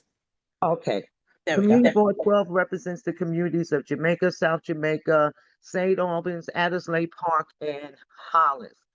I want to bring this to the principals that D28 principals that also are in Community Board 12. Community Board 12 would love to hear from you. Our principals in D28 that are in Community Board 12 do not communicate with the community board. Oftentimes we don't hear from you guys until there's an issue and you find out that the community board is an integral part in mitigating that issue. We would like to hear from you principals. That would be for PS 40, 48, the children's school, 140, 160, MS 72, MS 8, Emerson, Yeka, any of the schools that are in the Jamaica community, PS 50. As I said, we don't hear from you guys unless there's an issue. And every month, when all of the community board chairs meet with the borough president, one of the questions that is asked of all of the community board chairs is, what are the issues of concern in the schools in your community? And if you're not communicating with the community board, there's no information to be given to the borough president. Thus, it is taken as everything is all right. So I'm going to ask all of you, if you have not, please make communication with the community board. Let us know that you're there. Let us know what you're doing, the great things that are going on in your school, as well as any challenges that you may have where the community board would be able to assist. So thank you and good night. Thank you, Vanessa. Appreciate you as well.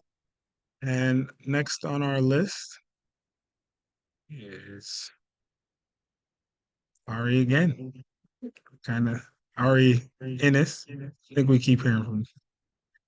But I just unmuted you. Please. No, so you already called me for the elected part, so I'm good, but thank you. No problem, just in case. All right, appreciate you. And our last speaker on the list, our U of T representative, holding it down as always, the man with the plan, Bruce, please.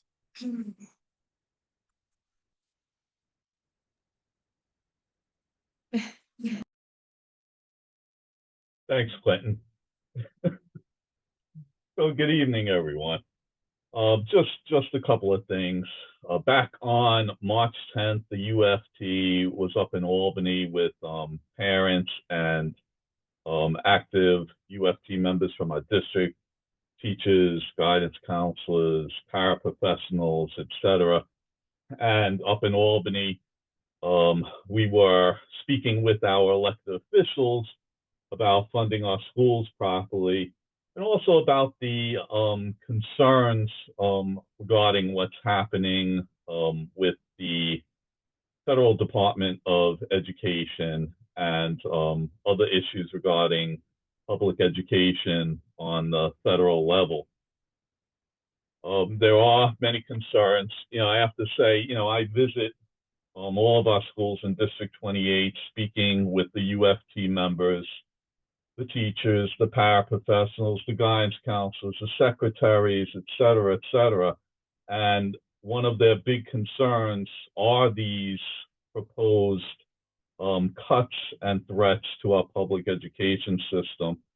So actually, our president of the United Federation of Teachers, Michael Mulgrew, is going to be meeting with all of our members virtually this Thursday to discuss these issues. But we all need to keep a close eye on what's going on, because we're not really in, at least on the federal level, a let's say public education friendly environment.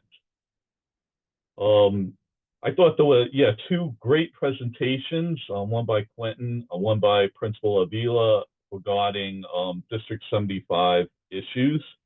One issue I want to bring to your attention that the UFT has been working on regards our paraprofessionals in our schools. They exist in our District 28 community schools, and they exist even in greater numbers in our District 75 schools. Sometimes in our District 75 schools, the paraprofessionals outnumber the teachers. And paraprofessionals, for parents who have children with IEPs, they know that these are individuals who work closely with their children. They're essential to our schools. Our schools can't function without them. They develop relationships with the children, and they work extremely and closely with the children that they're assigned to. Yet we have difficulty in attracting individuals to that particular role. And there are several reasons for that. I'm not saying in our district, District 28, but the Department of Education as a whole does not really respect our paraprofessionals. The Department of Education doesn't provide professional development for them, and they keep their salaries extremely, extremely low. So the UFT is currently engaged in a huge campaign called Respect Our Paraprofessionals that addresses those issues. And yesterday we just had a rally in the city, which was great, which particularly revolved around this. And we are trying to get our paraprofessionals an income increase, which would attract more people to the profession and also retain them. So those are the items basically that I have to share today. And as always, it's great being here with all of you, and have a wonderful spring break coming up. Thank you. And then we have our one parent that decided to come in person, which we invite all of you guys to come. Jessica. I'm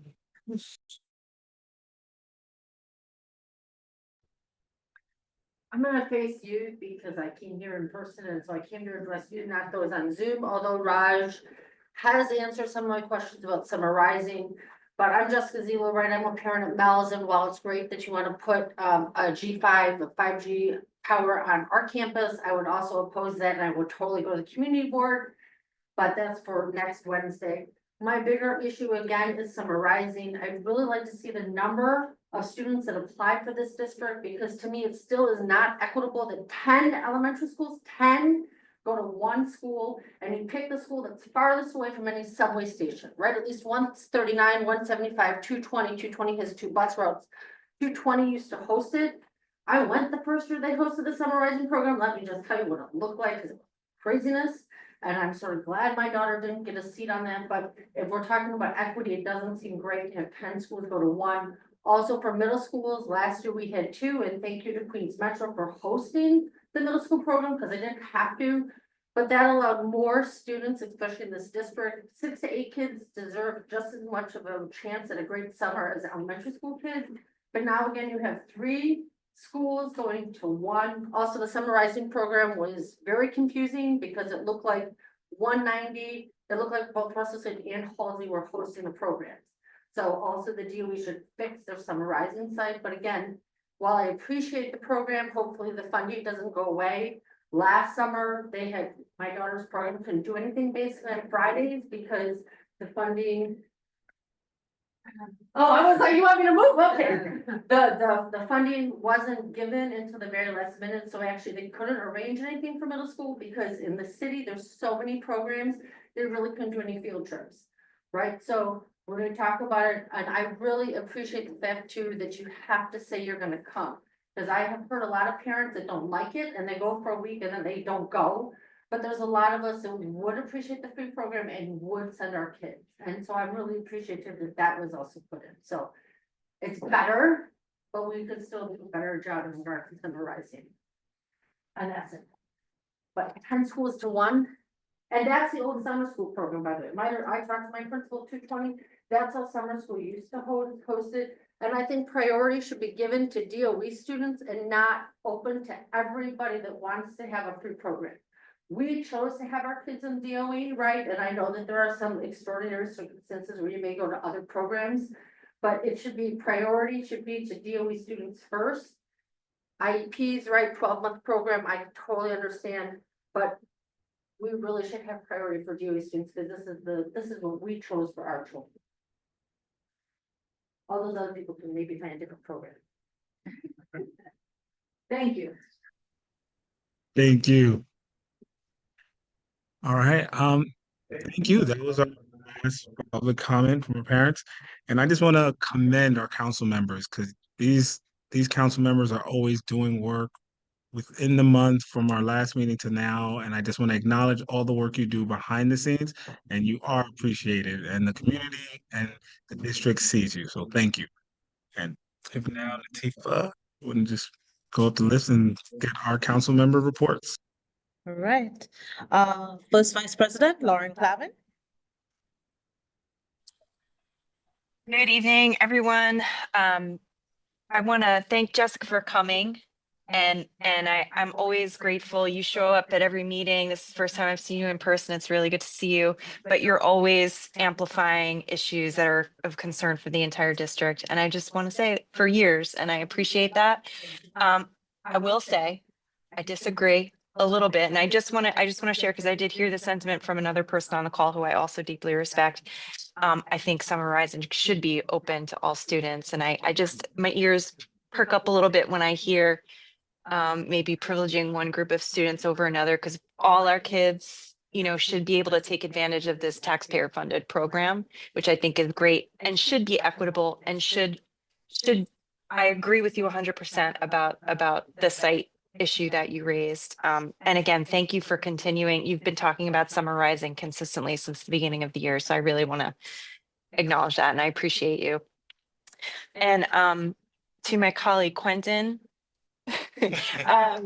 we spoke about this before you made these comments, and I expressed how important and meaningful it is. And I'm so grateful that you're on this council and that you're so generous to share your personal story and your family, your beautiful family with all of us. As I said to you, you know, my child with disability, and it can feel really isolating, that experience. And what helps with that is when people share their experiences and make everyone else feel like they're not alone in that, because it can feel lonely and isolating. So just thank you. Thank you so much. And that's all I have to say. Thank you. I'm sorry, one more thing. I'm so sorry. I also want to acknowledge the 811 principal, and I want to say to our chancellor and any elected officials, when you come to D28, visit our D75 sites. Come and get your photo ops at our D75 sites. That would be lovely. Thank you. Okay, thank you, Lauren. Second Vice President, Hugh Taucher. Good evening, everyone. In the past cycle, I worked with our great special education committee, and we sent out a parent survey to ask their experience about their IEP with their children and with their school communication and the service they received. They got pretty overwhelming responses, actually. We identify some key findings. So we're going to share this with the community, and we're going to share with our DOE liaisons to address some of the concerns, some of the issues.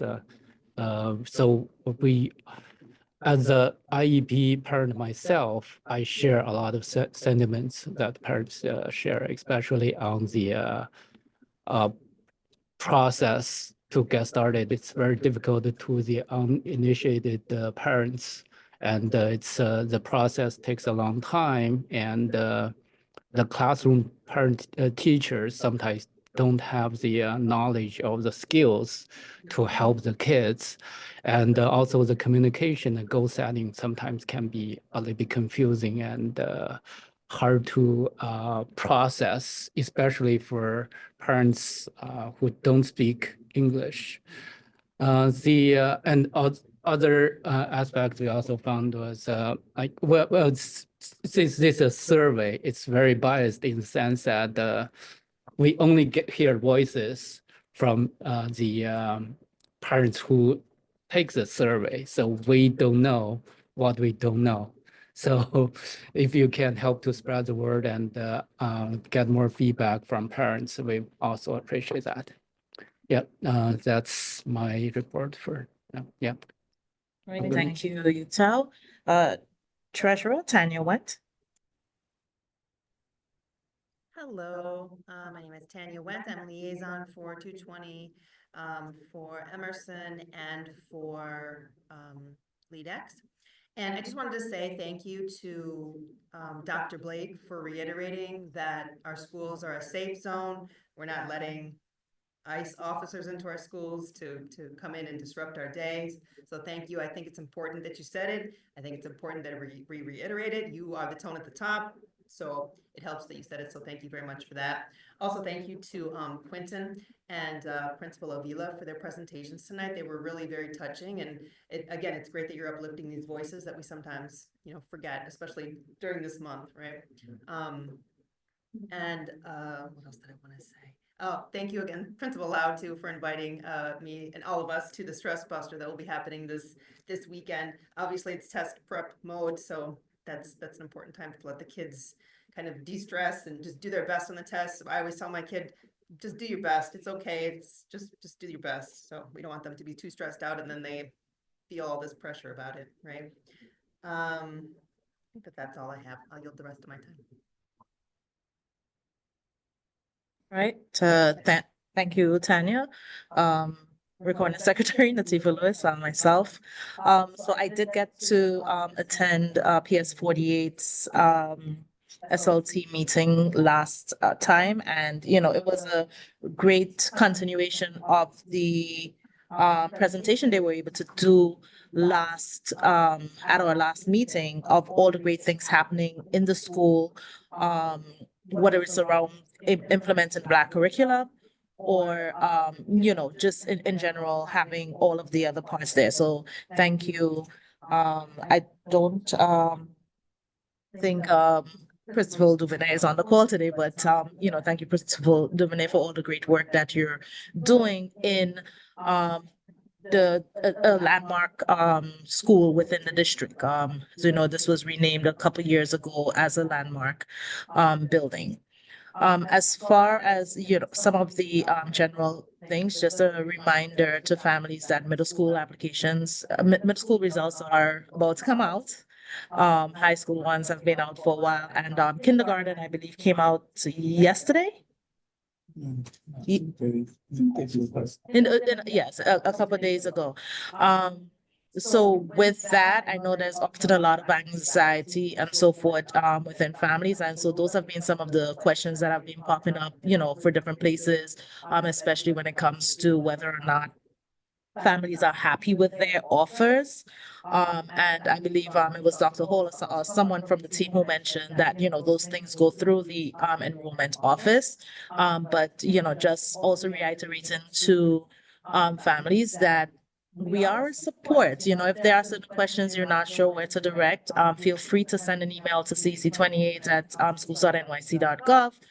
We can help forward to the district or so forth, because we do know that the enrollment offices themselves get overwhelmed between now and September. So it's easy sometimes for things to get into the gap, not because they don't care, not because the district isn't there, but because it's a lot of us, it's a little bit of them. So whatever way we can help support that, will be great. And I think that's it on my end for today. And I just have to also reiterate again, thank you, Quentin, for sharing your story so beautifully, so vulnerably, and really starting off with really making us think about ableism. And I think, in this case, he zoned in on being on the spectrum, on autism, on being in a D75 program or so forth. But there are many ways that ableism, extends beyond that. And I think it's also important to think about that, because as you mentioned, before you had a kid, sometimes you just knew about those kids down that hallway. But even think of a left-hander in school when they have those desks that are shaped the wrong way. I'm a left-hander. Two of my kids are, and it starts with those small bits of ableism, and it gives that sense of being able to understand that, okay, this may be my issue, this is their issue, but the kids are the same. And the kids are a lot better at accepting and appreciating each other than the adults are. So thank you again, Quentin. Okay. Next, member Julissa. Yes. Oh, I will come back to Julie, member Luzao. Hi, everyone. First, again, thank Quentin to bring this. I think I did. Yeah? Oh, okay. Okay. Yeah, I think I'm very shameful to say, I only know this D75 fairly recent after Quentin joined the council. I didn't even know what it is. I thought, it's something, out there in, some remote place, who knows, right?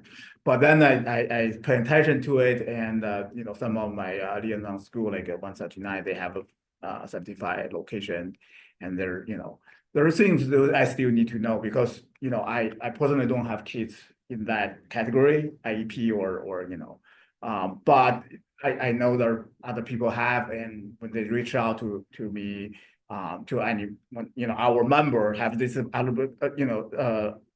obligation, right, to listen to our contingency, and sometimes they reach out, they have a similar problem, and we need to know, right? There's so much deal. Honestly, I still have a lot of questions,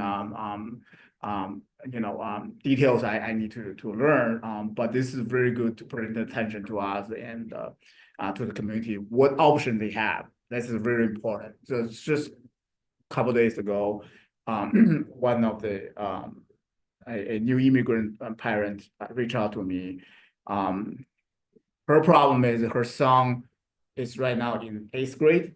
He came in, he moved into New York City in 7th grade, and the kid, he thought, like like, so, you're in the English speaking environment. The kids learn English back in China. So I think, it should be okay, quite, quickly catch up. But after a year, the kids still cannot communicate, have very difficulty to blend in the school, to learn academically, fall behind, everything. So she's kind of panic and, reach out to me, say if there are any option. Honestly, I have to, ask other people because I don't know, right? So I have a kid that used to be in English learner program, but she was starting from K, very young, very easy. She speaks Chinese at home, so when she gets in school, she doesn't speak much English. So that's why I put in that class. And after 1 year, she speaks much better than I do, for sure. So for little kids, it's actually very easy. So I didn't have experience for those older kids when they come, and especially at 8th grade, right? So next year is going to, high school. The complication of the high school placements, and she's really panicked. The parents really panic. So those kind of things, we need to more aware of the resources they could have, in what kind of situation, this kind of situation, how she can reach out and get more help.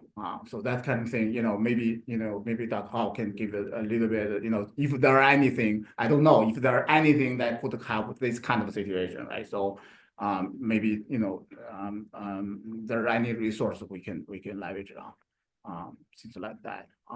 Yeah, that's all I want to say today. Yeah, thank you.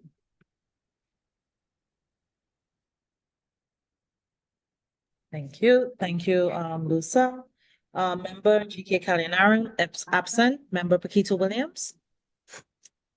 I didn't good night all. Oh.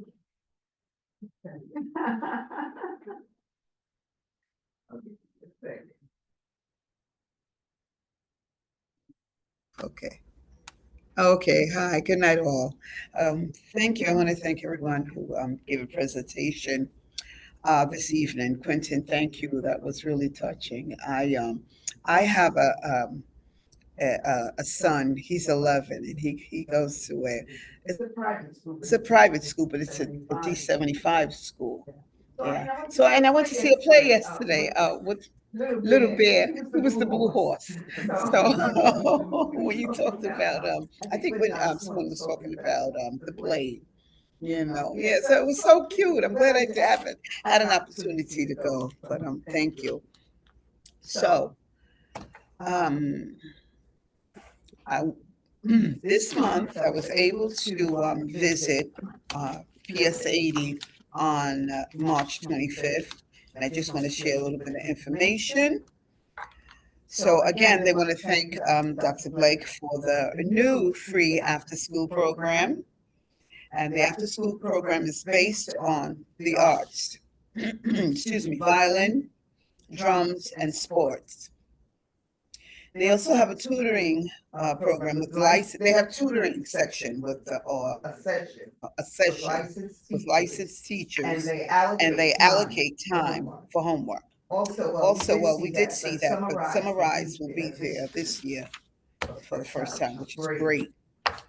The technology room is under construction, which is very good. They want us to share that the library should be open by the end of the school year, so it would be fully functioning in 2025-2026 school year.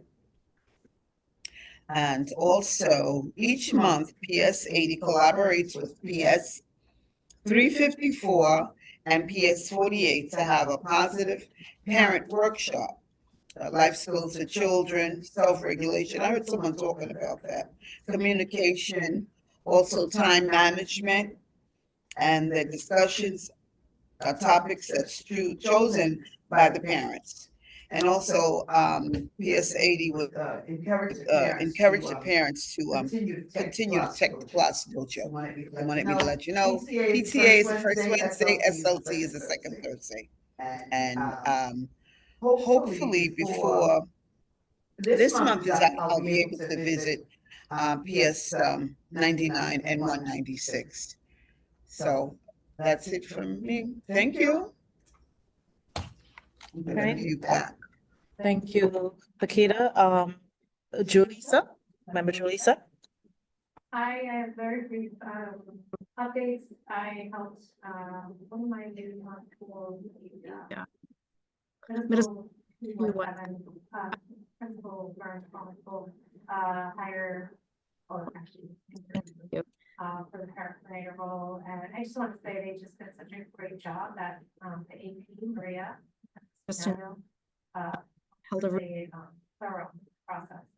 I just don't know the outcome, so I'll have to ask her.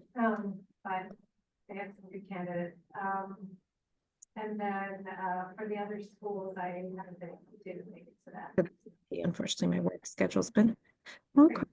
And then I just wanted to say happy Autism Day yesterday night. By day, right? But you know, personally, of course, I know a lot of friends where it's, you know, they have kids with autism, but with my own child who's 8, I realized I've only had very like short conversations with her about it because it just never came up in the time that she's been alive, or 8 years. So, you know, I think finally sitting down and having the conversation, I just wanted to say that it is true. You just have to be intentional about it, because I didn't realize, and just because life, it's just so busy, that if you don't, then she doesn't really understand. And I think it's so important to just show empathy and be informed throughout your life. So never too early, right? So it was great, like having that conversation with her. And then I'll just continue. I think an 8-year-old also, it's probably what she understands now is not enough.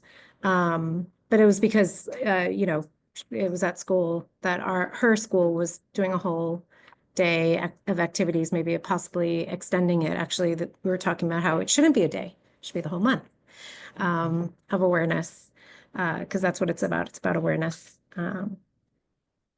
That's my only comments today. Thanks. Thank you, Julie. Member Simone Dombark.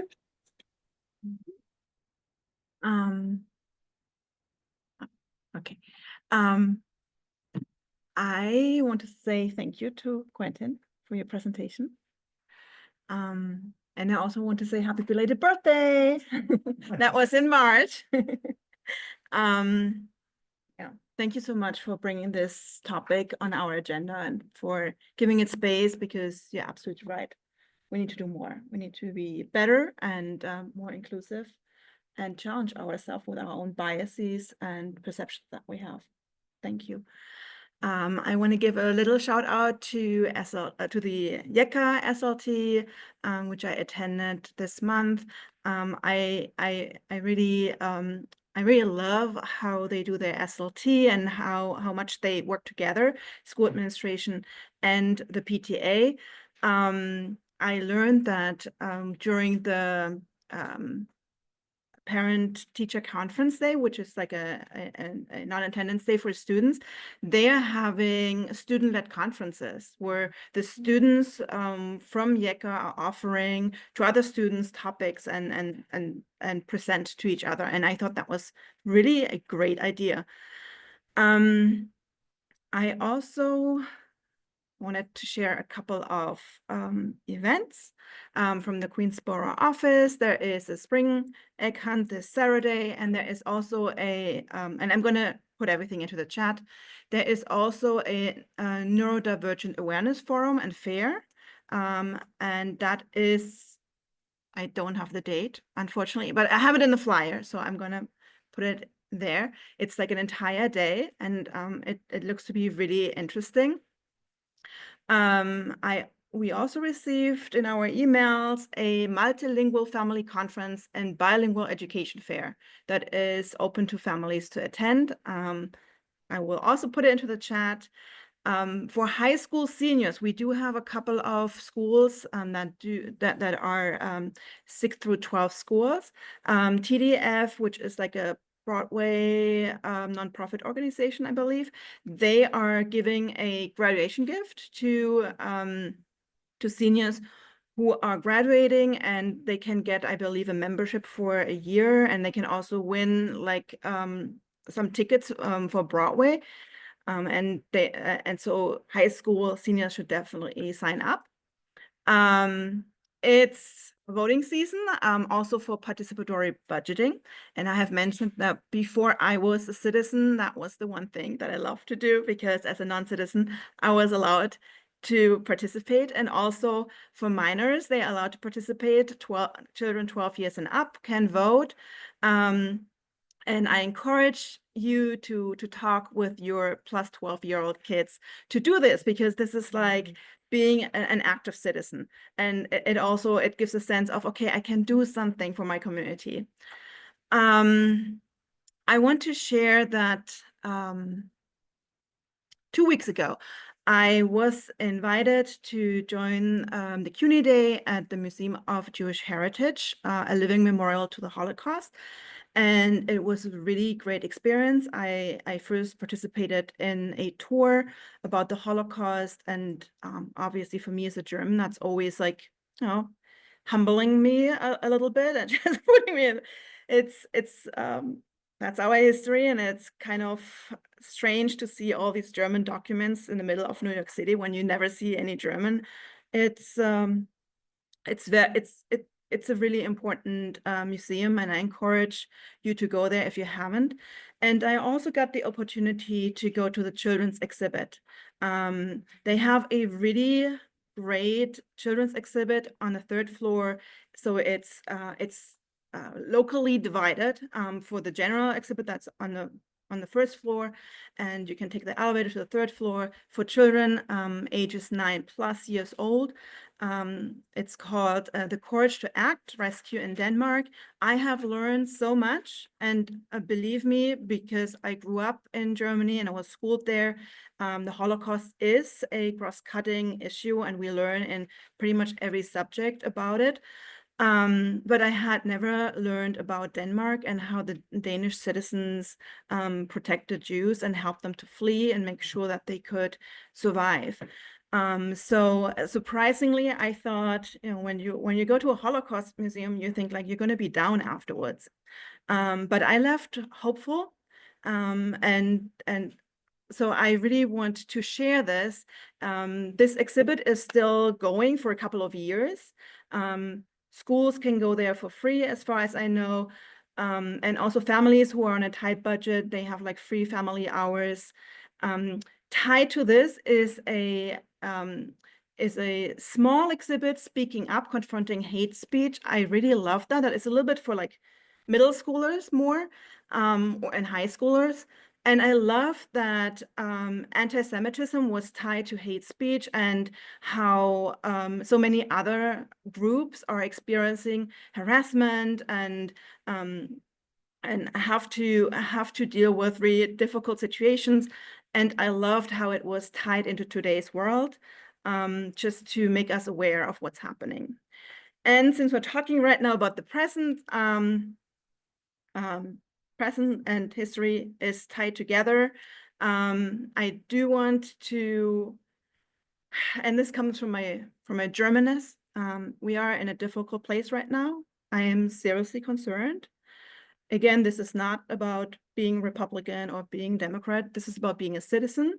And my worry is that our rights are being stripped away, and that we're going that we are going the wrong way.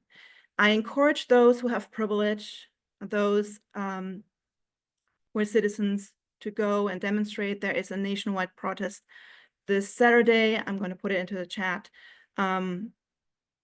If you're not a citizen, you probably shouldn't. Please be safe. Please make sure you speak up now, because as we have seen in Germany, the time span is short, and it is possible that we can slip into something where it's going to be hard to gain back our rights. Okay, that's my time. Thank you, Simone. Member Jennifer Silvers.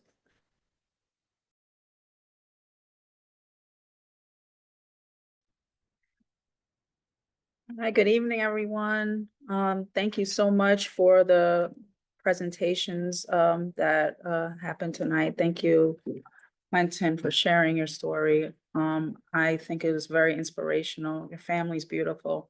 And I think that perhaps other families would feel inspired to also share their stories and their experiences with others too, because I feel as though speaking up about this is really how we learn from each other and we grow when we realize that we are all really one.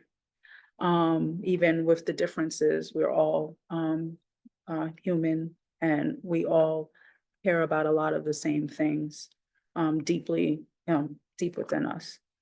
So thanks so much for that.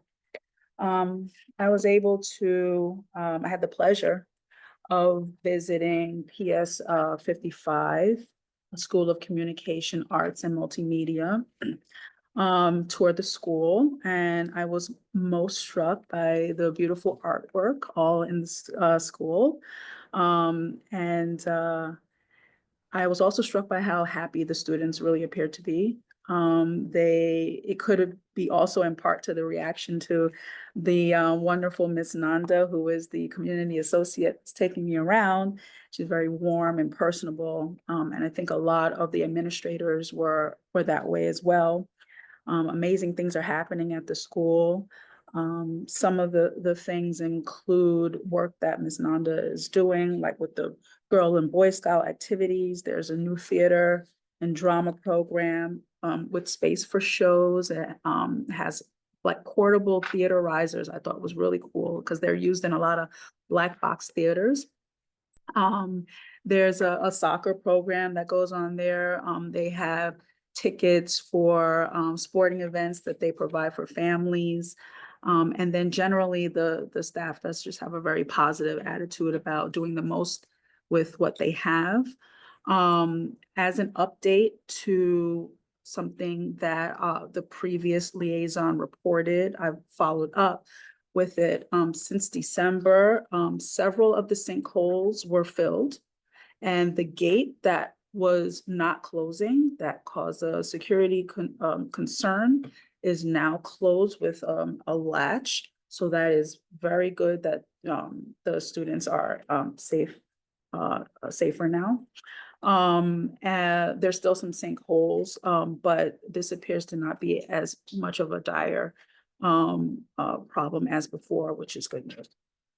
What I heard is most challenging right now is the lack of an adequately sized gym space and auditorium. Currently, the gym is maybe the size of this room, maybe a little bit less. It's sort of like a classroom.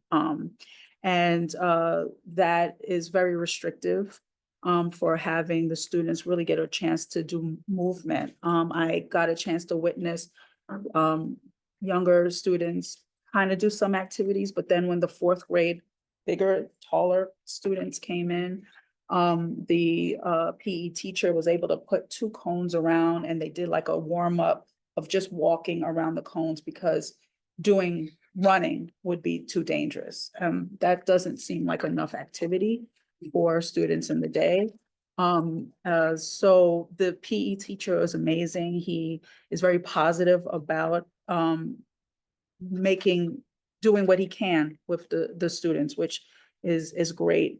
There's even things like a beam that is low, that is hanging from the ceiling, that he likes to say is if they're playing against teams, there's like a third team. Because if a ball goes and hits the beam, it'll come and divert in a different direction. This is also the room where the soccer team practices. And as you can imagine, when they are playing against other schools who may have larger gyms, more space perhaps outside, it isn't a disadvantage for them. So I mentioned this, they've mentioned this to district before. Parents have signed petition to try to see what can be done. I'm amplifying it now as well. They're continuing to try to come up with creative ways to get this appropriate space for the gym. Would hope that the district can work with them to come up with some solutions for that. The auditorium is also very small. They cannot, for example, fit the whole fifth grade in for graduation. They'll have to go off premises. This limits activities they can have for families to come in, and they really do like to have school community activities. So that's also something that could be explored. I also got a chance to visit the SLT at PS 121 remotely. And it was a packed agenda and a lot of great news was shared. The literacy for the students increased 3% from November to February. For math, it increased 4% from November to February. They have making progress on other goals as well. Superintendent Blake and his team did visit, and they learned about the New York Cares Reads implementation at the school and getting a sense of best practices. Other things that I thought, two things that I thought were in particularly pretty interesting. As mentioned before, they were going to have a visit by the CBS, John Elliott, and they were very excited about that. Where he was going to talk about what it's like to do forecasting and how to prepare for severe weather. He was going to meet with the fifth graders for that. And also something I never heard of before, they have something called Tubobo, SEL, for social emotional learning. It provides sensory therapy, aromatherapy. It's in the shape of a dog.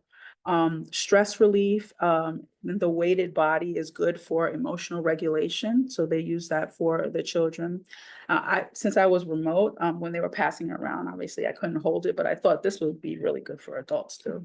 It was, I thought that was really creative and innovative to have that kind of thing provided for the students. So a lot of great things are happening at the schools I was able to visit in March. One thing I did want to bring up that was discussed a little bit today is something I have also had a concern about, is that for a couple of years, there have been the talk about the 5G towers at PS 144, where my children attend.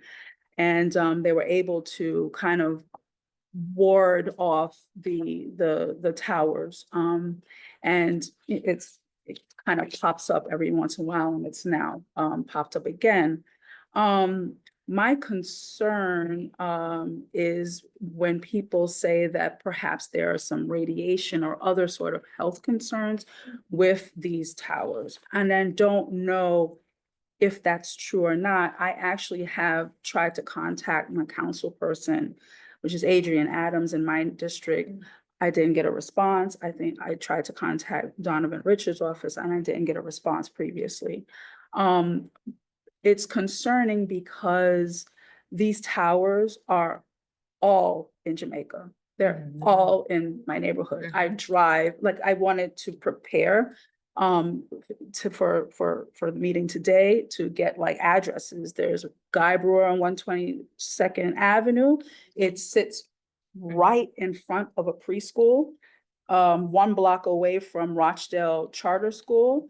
And there's one on Guy Brewer and Foch, which is right across from the Law and Public Advocacy High School, like literally across from there, and then not too far from PS 140. So if there are concerns, health concerns, it's a problem because they are in their near schools right now. My question to any district leadership is, have there been any sort of studies that you've looked at, information and gathered, assurances that you have that these towers are safe for children and residences? Because it's not just something that's going on with 144. It is something that is currently, for years, they've been there. And other places, I just couldn't, tour everywhere. I've seen them in other places. I would like to know from any sort of district leadership or any elected officials whether there are assurances that these towers are safe. If they are, amazing, because clearly they would provide better service for the customers. But if they're not, then I think that constituents in all neighborhoods should know. And they shouldn't just be put up, because that's really what happened, as far as I know, in Jamaica. So Miss Sobers, I just want to Yes. respond and say, Thank you. you Yes. know, this is definitely a concern of our school communities and of ours. And I just want to share that this area is almost beyond the purview of the community school district, but we do encourage and we do collaborate with the community boards and local elected officials. So I think Vanessa Sparks has a response for you that she could share. Vanessa, you are free to speak. Yeah, really quick. So, in the Jamaica area, this was and still is a huge concern. There were meetings after meetings in 2024, 2023 about those towers in Jamaica. We meeting the community board, brought in experts. I'm going to tell you this quite honestly, our elected officials, and I'm only going to speak about where we are in Jamaica, were less than responsive or less than supportive. I'm going to use, and I'm speaking for myself, in terms of the community concern regarding those towers. Just so you know, I am an alumni of PS 144 class of 1975. So I was very, surprised to hear that they're going up over there. This is one of these issues that it's going to take a lot of might and a lot of people coming together, because the position of the city is that these 5G towers are fine. They pose no threat, although there's evidence that proves contrary. So just to let you know, I would encourage you to come to Community Board 12 meetings, identify yourself as a CEC member for District 28. And although PS 144 is not in CB 12, the issue of those towers, you still should bring it up. Thank you. Thank you so much, Ms. Sparks. So is it your understanding, I guess, that there are some health concerns with these towers? Is that what you? Yeah. Okay.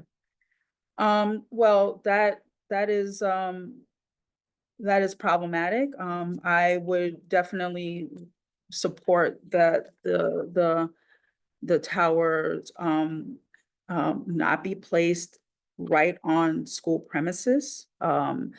There's got to be other places that they can be put that are safer. And we need some reports, studies that all constituents, parents, and people in the all neighborhoods can view, so that we can make decisions about how safe they are. It's disappointing. I thought it was a one-off that the elected officials that I contacted didn't get back to me. It's disappointing to hear that that has happened to others as well. I'm going to continue to pursue this. This is problematic. But thank you very much. That's all I have for tonight. Okay, thank you. Before I yield to Quentin, I just also wanted to just say, as a technology professional, and someone who teaches networking, the fact is the jury is a little bit out. Studies have been conducted, and 5G, based on the amount of radiation that is there, the studies have predominantly indicated that they are safe in terms of the numbers of the levels that are out there. Of course, they do produce radiation, just as your phones and stuff like that. And we do understand that 20 years ago, there was a lot more concerns about these things. The issue that has not been, I guess, pretty much determined is long-term effects. So just as with certain things, when they're being they recommend, say, like pregnant women or whatever it is, and then kids are in there. So this is one of the reasons that there were suggestions that they do not be as close to schools as possible. The thing is, though, the recommendation is only about 20 feet. So that's why the ones that are existing are in compliance with what has been recommended by many of the task force or so forth. So right now, there isn't any study to indicate that they are officially detrimental, but there's also not sufficient evidence and time to determine that they're not. Hey, we have a 9/11 fund right now because things didn't start to happen for after 10 years. So I'm just gonna say, as a voice in the middle, as a tech person, I cannot just say that it should be hysteria. It's more a matter that that the electeds have not done due diligence based on the information that's available to them. But the fact is that our kids are, yes, somewhat a guinea pig related to those situations. So that's I think where it is. Because if they go, they'll get studies that say nope, nothing to worry about. But as a community, we do have a right to raise the thought that, okay, is this based on proven that there's nothing to worry about, or there's nothing that isn't sufficient evidence, and it's it's a different part. I will turn over to Quentin. All right. Thank you. Arzu. No. I wanted to personally introduce our newest member and her first time at our meeting in person. Arzu is here in the building, and she showed up as a candidate, and we voted her in, and she is here shining bright with her smile. And she came all dressed up, and it's all pretty. So. Thank you. And thank you for sharing such a beautiful family and bringing such awareness to such an important that touches all of us in a different way. We all have children that have come across or are friends with children that do learn differently and are in a different way. They need some support to get to where they need to go. So it was really nice to hear your story. So I just wanted to, in the interest of time, to just share that I actually do not have any update. We're going to make a visit, Quentin and I, together. This month really passed by really quickly. So we're gonna schedule and come around and schedule before the year is up. So thank you. And thank you for a lovely introduction. Thank you. And thank you. Well, our student member Jader is not here with us today, but she's not just absent. She's actually serving the community at another at another school, at another event. So we do miss her, and we're happy. Yeah, they're on the same event. Yes. And so our two council members who are not here today, we're still full house because they're out serving the community. All right. And Mr. President, I know you Yes. presented, but your president's report. Yes, thank you. And yep, just to co-sign, Jada and GK are at the college fair hosted by the borough president and the Queens High School President's Council at Richmond Hill High School. So they are still on the job. So that's actually awesome. I was able to actually drop my son off there before I got here today, and it's a really, really good turnout. Just wanted to say that last month I definitely set up a lot of meetings, Tomorrow I'm having coffee with Miss Holder at PS 161, and I am excited because I don't drink coffee, but I'm pretty sure they have water. And it's my first time visiting that school, so I'm looking forward to that visit and all the other visits that I've set up for this month, and even collaborating with Arzu for some more visits so we could really get our eyes and feet on the ground at these schools. And I was able to attend 811Q's sibling event, 811Q's survey and coffee event. So if you have, I think you still have time to do your surveys. So if you didn't do your surveys, because that really helps the school to do those surveys. So I did all my surveys, and you could do it for both parents if you have two logins. So that helps as well. And other than that, council members did great. And if that's all the reports, I have nothing else to add except it is 9:10. So I want to give a chance for the Spanish interpreters. Do you have anything in the chat?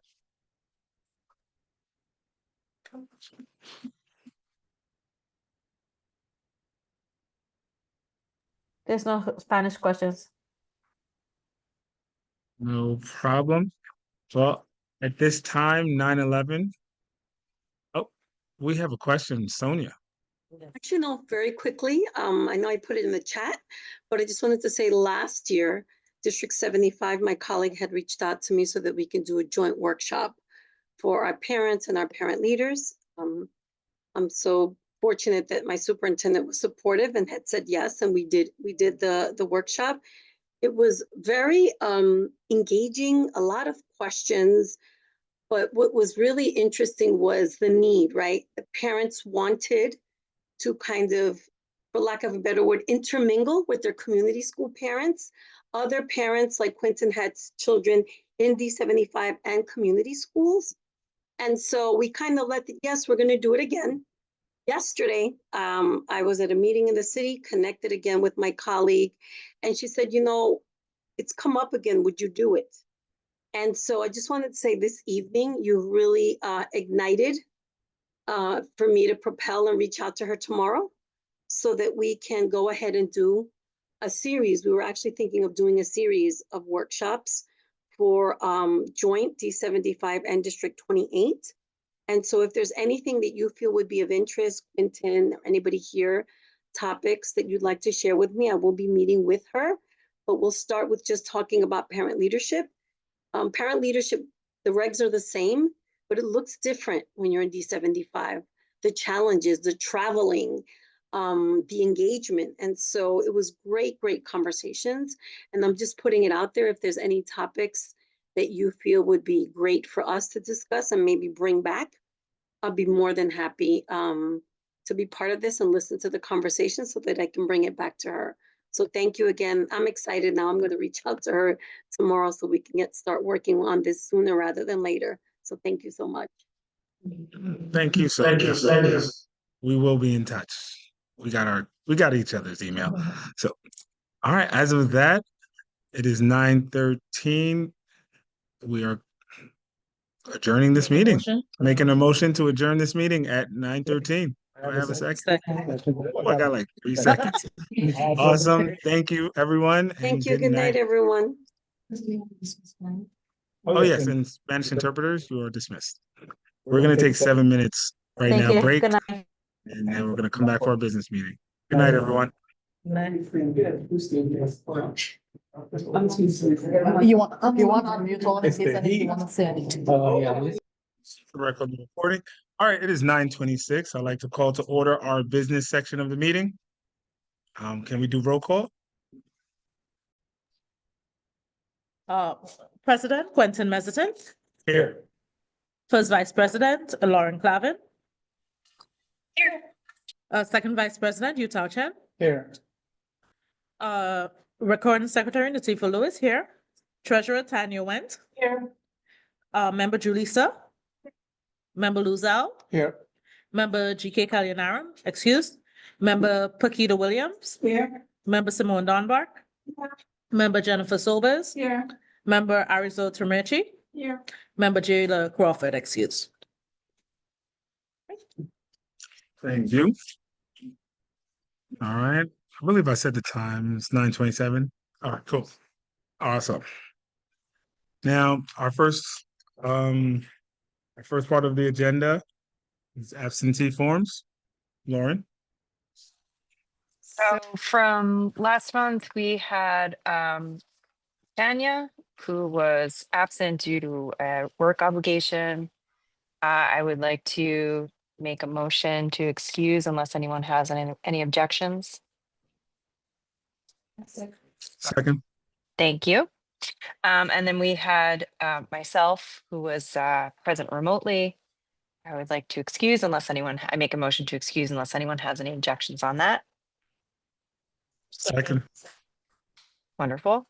And also Arzu was present remotely. Again, make a motion to excuse unless anyone has any objections. Second. Wonderful. Thank you, Lauren. And now we have Ask for no change. Hmm? I was wrong, but I can't remember. your remote last meeting? Yes. Yeah, we can do it. Honestly, it's a blur, the last one. Just remote? Yeah. Triangle as they said. Right. Sent the form too? Yes, you did. Oh, okay. Oh yeah, beautiful daughter. Yeah. Right. Okay. My bad. Do we want to revisit next time after we get the form? Because I haven't had time to. Motion to table. Okay. Second. Thank you, Lauren. Next, we have our meeting minutes.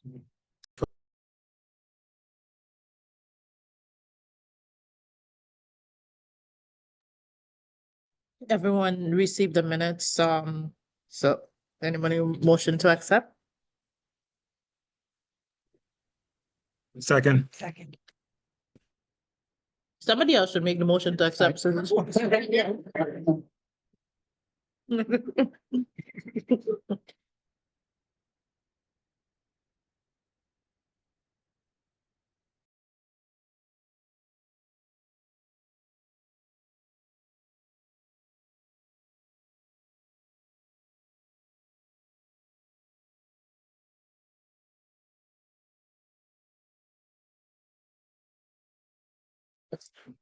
See, that's what happens when we get chicken. It's the chicken.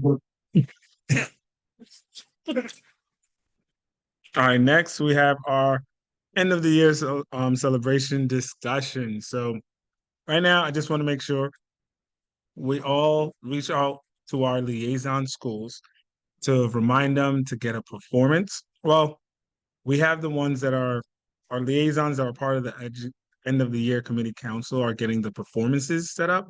However, all of us need to still reach out to our schools to have them submit a art piece because we want every school to be reflected at our end of year event, and it'd be nice even if people can't show up or the parents could show up and faculty, whatever, that their school could be represented. And that's up to each of us. And then I think we're going to still set up how we're going to get those pieces to the school. They could be brought to the school, or we're going to set up a time that they can be brought here, but we're not trying to lug over a lot of stuff. So we are working with how that will set up. And let me see. Yep, go ahead. So just to make sure, my 3 schools, I tell them about this. I find out who the students are piece is. And later, you'll tell me how to get the piece. Well, it doesn't have to be a student's art piece. The goal is like a school art piece that they can put together or something that they want to submit to reflect their school. And Tell them and to also make yes. sure. Not make sure, but let them know, you know? Once you've communicated with them or so forth, I mean, obviously with everything CC Dorinda. Yeah. So the principal or whoever the contact from the school is can respond to them. I mean, the ideal thing, because you don't want to be responsible for nobody's art, whatever, students or whatever, would be for them to get it to the place and take it back. Okay. Got it. So our job is. Right. Yeah. And ensure we're- that. Yeah, we're not. Yeah. for the ensure that like the details are going to the render, CC'd on whatever, yeah. Yes. Simone, you had a question? Yeah, I'm just doing some reality testing here. I do like the idea. However, we have like, what, 30 schools? And I'm just wondering how we're going to be able to logistically display all of these artwork presentations, because if a school sends in one joint project, it's not going to be like a piece like this. It's going to be a big piece. How will we be able to do that? So one of the things we can determine here are maybe some specifications. Yeah. You know, so maybe like paintings are preferred. You can put in kind things, but maybe we can decide like a size that isn't too big so that we are not taking up all the space. You walk the space. I know you send the video, so you probably have a better spatial idea of what is in there. Yeah, But we could I mean, definitely do that. if we have what, almost 40 schools, or what's our number right now? 46 years. Right, so 40 schools, we can have a display of 20 and 20, like if it was paintings or so forth, or set off like a section. So you know, don't tell them don't send their biggest piece. You know, Yeah. it would be nice if I mean, Quentin said it doesn't have to be a student work. For me, it would be nice if you can. Not all schools may have a piece, you know, maybe they have done something joint, but yeah, and a lot of the schools who do have student pieces, the student pieces may not be that big, because we remember we're mainly looking at K-8, except for the couple 6 to 12 schools that we have. So you know, maybe they had a project thing and they had a really nice diorama or something that stood out, you know, but even those, think of what you would bring in as a school project, or, you know, I think. Are we expecting that everyone is gonna show up? Or all No. the schools are gonna participate? I mean, I think that's true. Yeah. We're going I to, don't know. We reach out to all. yeah. We Right. encourage everyone to do it, you know. The last time we tried to have an end of year party got interrupted by the smoke from Canada. Yeah, so you know, I think people did appreciate coming out, and those who you know, who still did. We had a lot of food. You could have had seconds because we catered for like a larger amount. But you know, I think generally people, they like to participate, and the schools have been doing so many phenomenal things. Everywhere you go into them, there's like art pieces or whatnot. So if we can just borrow one of those, and that's, you know, just for that day, I think we can find it. Yeah, but we're asking them to bring it on their I mean, own. if they're saying that they Right, if they're interested. So Yeah. it's Yeah. gonna, you know, So this is where I'm saying, like, I'm trying to put a little bit of work on Dorinda once we've gotten like the confirmed pieces, in terms of just making that follow up. So if there are like particular things, you know, and that's why we all having like liaison schools, maybe we can coordinate. So if there's piece coming from my schools or whatever it is, and they're not able to get it there, I can coordinate to do it. So you can divide and conquer. But the one thing that I guess we don't want to do is to have them shipping or dropping off a bunch of stuff to Dorinda, because she's not going to be able to be True. responsible. True, yeah, for and it. that's not So Dorinda's this job. is where, like, I think That's the none of our piece job. with us is going to be, yeah. Yeah, we want to make this as simple as possible. Right. And Tanya, I know you got your hand up, but I was just gonna mention Sorry. the form you did last year for the awards, the Google form that you were able to send out last year. You know what I'm talking about? To get the awards. Vaguely. I think I made it, and Dorinda was the one. Yeah, you sent it out. Yes. Like, that's something that we could just do that again to kind of get more clarification from each school. Just send it out so they could just let us know. We're doing certificates and stuff. Yeah. Yes, we are doing certificates and awards as well. Trying to send. Yeah, if we could just send that same thing we used last year. The thing that I made last year, though, I think was for the graduation certificates. Yeah. Is that what you're talking about? Yep. That's different from end of year celebration, correct? Yes. Yes, but very similar. Got it. Changing words. Got it. Okay. All right. My hand up. Yes, go ahead, Pakita. Wait. Huh. unmute, but I'm talking over here. Oh my God, they can't hear me out there, right? But yeah, yeah, it's on mute. No, I wanna know, piggybacking off of, oh, PS80 have a dance routine, they do dancing. So, when I went to, when I went to school.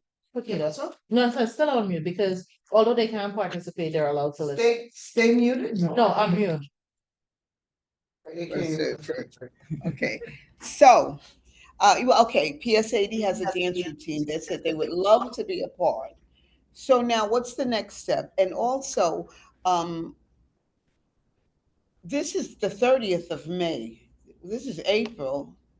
I think we need to finalize things like, okay, give a 14 by, what is it? I don't know, 11. Let the schools know.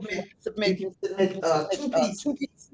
14 by 11, and, you know, or if, PS80, they want to dance. So, okay, someone, I let you know, you get the invite, you get the 2 minutes or 3 minutes to perform. Like, when will you tell them it's okay? Good thing that you're part of the end of the year committee on WhatsApp, because this is the conversation that we have. That's it. So like you bringing up PS80, that's great. That was our goal on the WhatsApp to come up with the performances, and that's on us. So that's actually pretty cool. And the flyer, I would say I was going to create the flyer as we started putting these things together.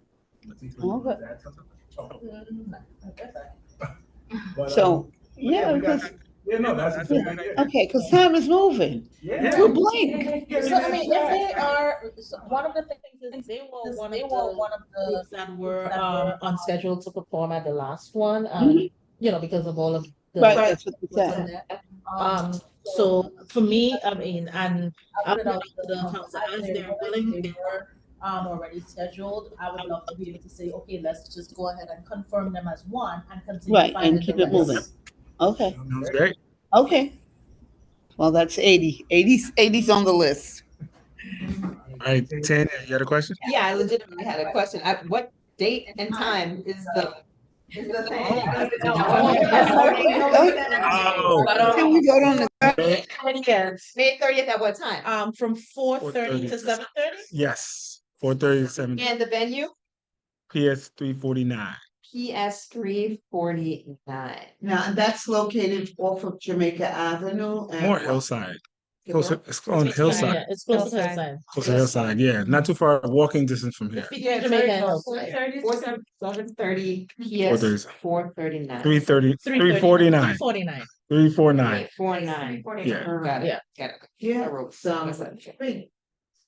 I meant to include that as part of my message. Yep.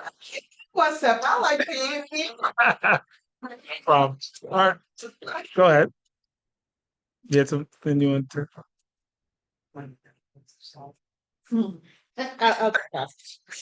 No problem. All right, so that's what we have to do. So we will be working on the flyer, confirming that, and how we all could reach out to our schools and confirming the performances. Yeah. You will work flyer. When will the flyer be done? Flyer will be done Tuesday? before next Tuesday, this weekend. Yeah. We just needed some last confirmation, but thank you. And who is invited? Principals? Everybody, the whole district, Community. families, kids, principals, charter schools, not just one. I mean, the entire district isn't gonna show up, but we want as many of them as possible. And so we, as part of the committee, we're working on some of the logistics. But one of the things we want to do is to make sure that there's representation across the broad spectrum. So like PS80 is elementary. Because I always call them the little school, my little school. Right. They're in elementary, right? Yeah. But so we would want to have we want to have representation from elementary. We want to have representation from high school. Maybe even if from elementary, if you have a group or something that's like fifth graders, that another performance is of the smaller ones. And we agreed that we wanted whoever our youngest performers are to be the first so that, you know, we can get them.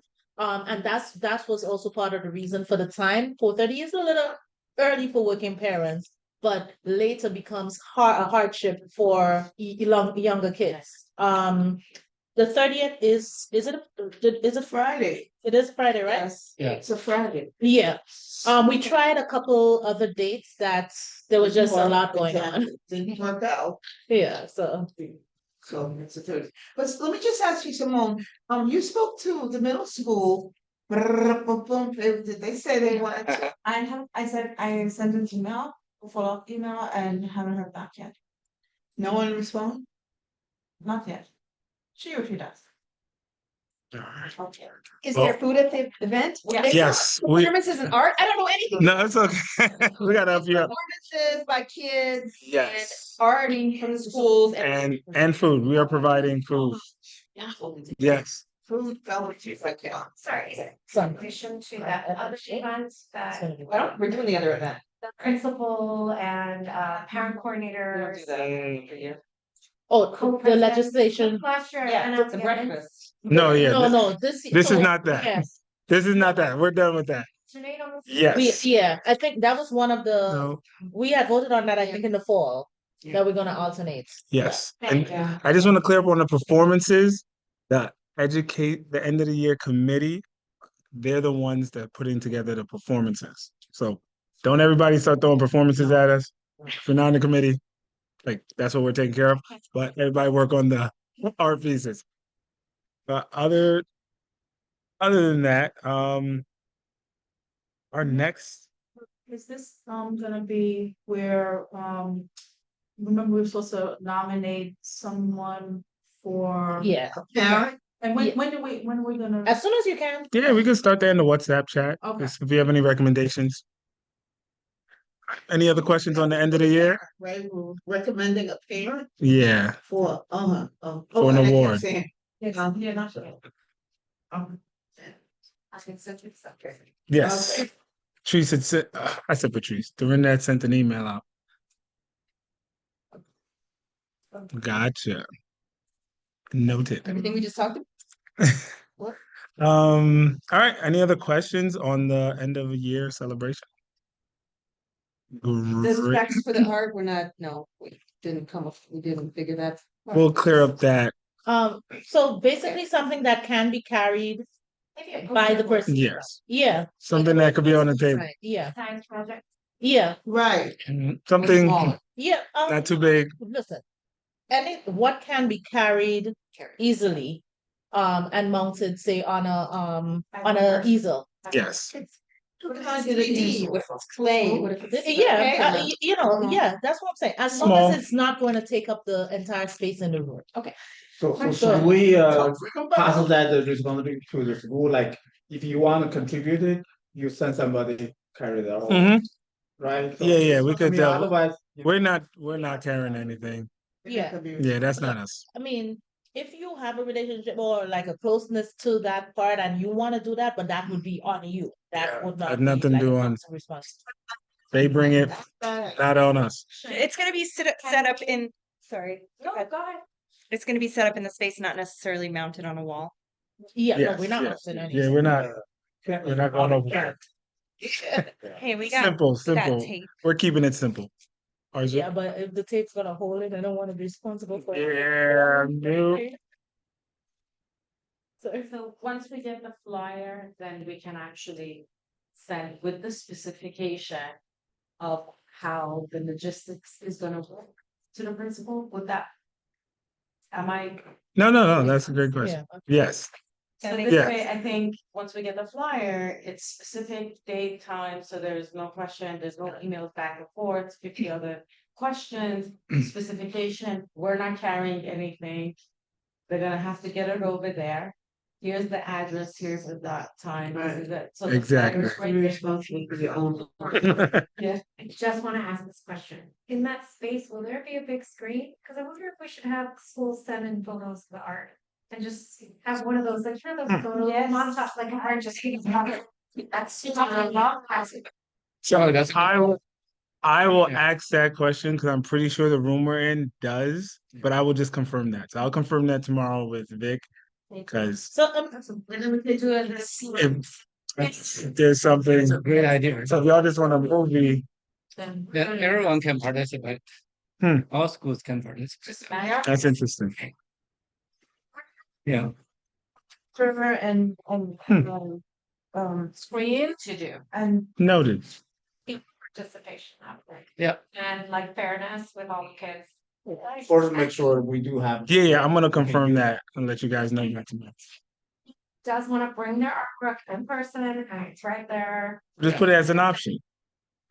Right. No, that's a great idea. But maybe a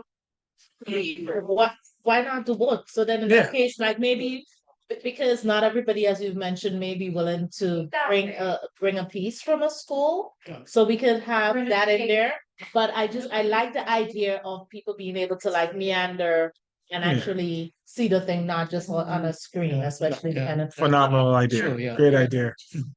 Put it to this like one plate. Send it to us. We build. And they a put it loop up, right, to put on it. Yeah, slideshow, yeah. To work on that whenever we have stuff. And then we can label it, but Yeah, the that, corner. 'cause otherwise it's like, are they gonna label Yeah, the yeah, I art, think- where it come from, then we have to make labels, All right. but I like the idea too. And nothing will happen to the artwork on it. Right. Right. Yeah, Yes. Right. Great that. I'll do this in a time. All right. Who Well, wants that flyer?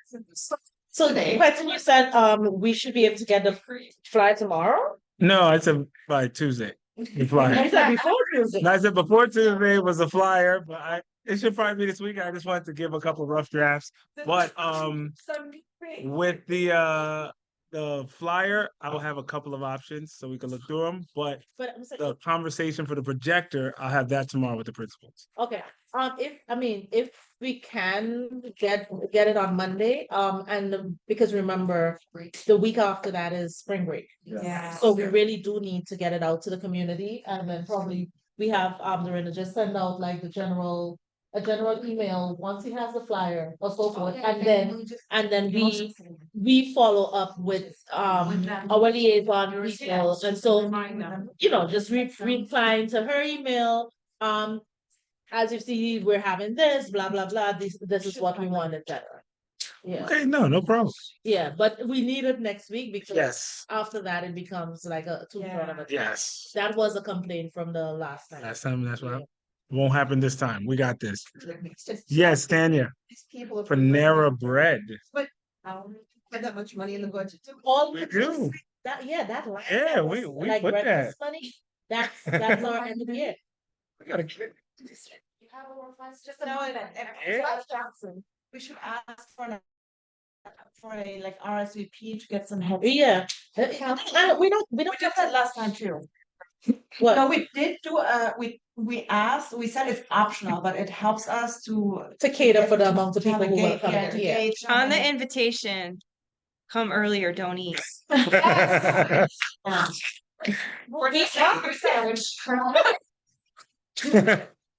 Is there Come early or leave is there hungry. a capacity cap? On the school for safety? So you have, so you have a fire department and a capacity cap, you can't I think it was one. just But then open it up to the whole entire. No. So listen, it was the entire district. I understand, But- but RSVP. Yeah. Cap. Yeah, I'm no, gonna cap it. Well, it's like people are gonna come in. No one's gonna like. I don't see people staying from 4:30 to 7. they're They're gonna be passing in and out. This Just is still a school day. It's like, but it's a school day Friday. Yeah. You want to stay hours. I'm going to- just from historical, that's what happens. Like Like, fire safety person. I understand. Getting nervous. No, they're all not gonna show up at the same point in time. There will be people who, and this is why we said that we are going to indicate that like the younger performers are going to be allowed to come so they can vote and they can Yeah. but But- like, so, just as an example, District 29 always does theirs, that way. And it's a similar thing, like, I think the last time they had theirs at, Borough Hall, last year. And a couple of us went. I know, BJ, Did you go? No, you didn't No, go I for didn't go that. that one. But in a similar way, that's what happens. How many people generally show up? You would have, think we sometimes you can have discuss, 200 people, sometimes you have, so that's what I'm Okay, saying, like the okay. numbers are gonna vary. And there are people who are, and as a matter of fact, like I think even us, we went to support our sister district. And we were going to another event, So you're passing through. so yeah, so you have a lot of that happens. And this is why we wanna make sure that like the kindergartners or whoever it is that are thinking they can, especially if a group is coming, their parents are gonna come, and normally they'll grab a bite and then they would wanna leave. So that allows more people to come in without necessarily having a cap. Of course, as you said, from a fire perspective or so forth, if the room is getting full, we haven't had that problem. I don't think we will have that. You're not gonna get. But we definitely would be looking into it. We've had a little bit of that problem at the breakfast where the room got full, but again, what tends to happen is it gets full, people, yeah. People leave. Yeah. Oh, it's nice. It was nice, but then this is what So- I'm saying though, But how some do you people leave. project for how much food? That's where the RSVPs come into. Right. Yes, And we get. we're on top of what that. has We're on worked- top of that. What we've started doing, But coming we're out of gonna- COVID is to do the The sandwiches. The sandwiches and, stuff like that. We'll that give can permit split and share. permission to Dorinda to just respond on that. We project from the previous years, what the council has done, fantastic. That's how you project, from the feedback time. And as, what's the, ask me 3 questions, but. We'll say it. What's generally? No. I know.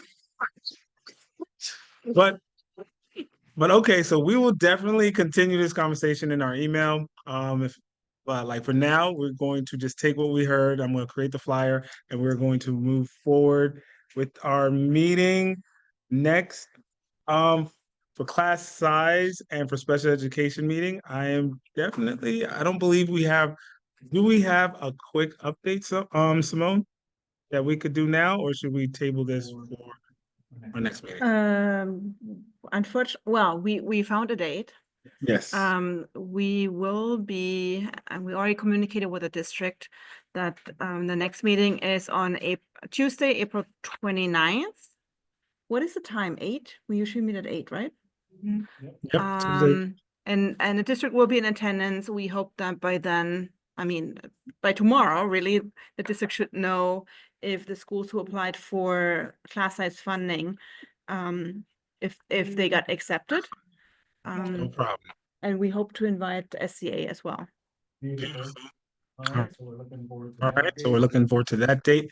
We'll create the flyer April 29th, 8 p.m.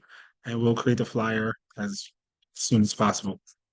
And for special education committee, I know Utal, we've been taking questions. We're still working on the date when we can kind of get the district to.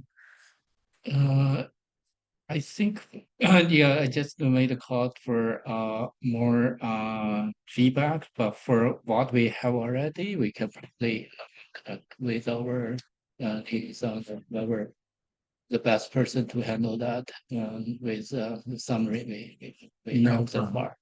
All right, we could definitely do that, put those together and condense it because a lot is similar. So, all right, so that is cool. And is there anything else before we just adjourn here at 9:56 that anybody wants to bring up? Yay. Yeah, I'm just gonna reiterate again that the end of the year is coming up and Dorinda has asked us kindly to please submit your any reimbursements that you want to make, because here's what's happening, right? We're realizing as I'm going back and looking at mine, oh wait, I didn't get the thing I put in for. And it's like, oh, maybe I missed a signature, or maybe I just didn't get it yet, but SGO thinks they cut me a check and I didn't get it yet. So the sooner that we do all of this stuff and get it finished with, front load as much as we can so that we don't all wait till the last month to submit all at once, because then you might not get it, right? Okay. We might run into trouble. So, yeah. Thank you, Tanya. Yeah. You're on top of it. Thank you. And that being said, it is 9:56. Meeting adjourned. Second. Yes, please, second. Nativa, thank you. All right. Thank you. Good night, everyone. All right. Oh, yeah.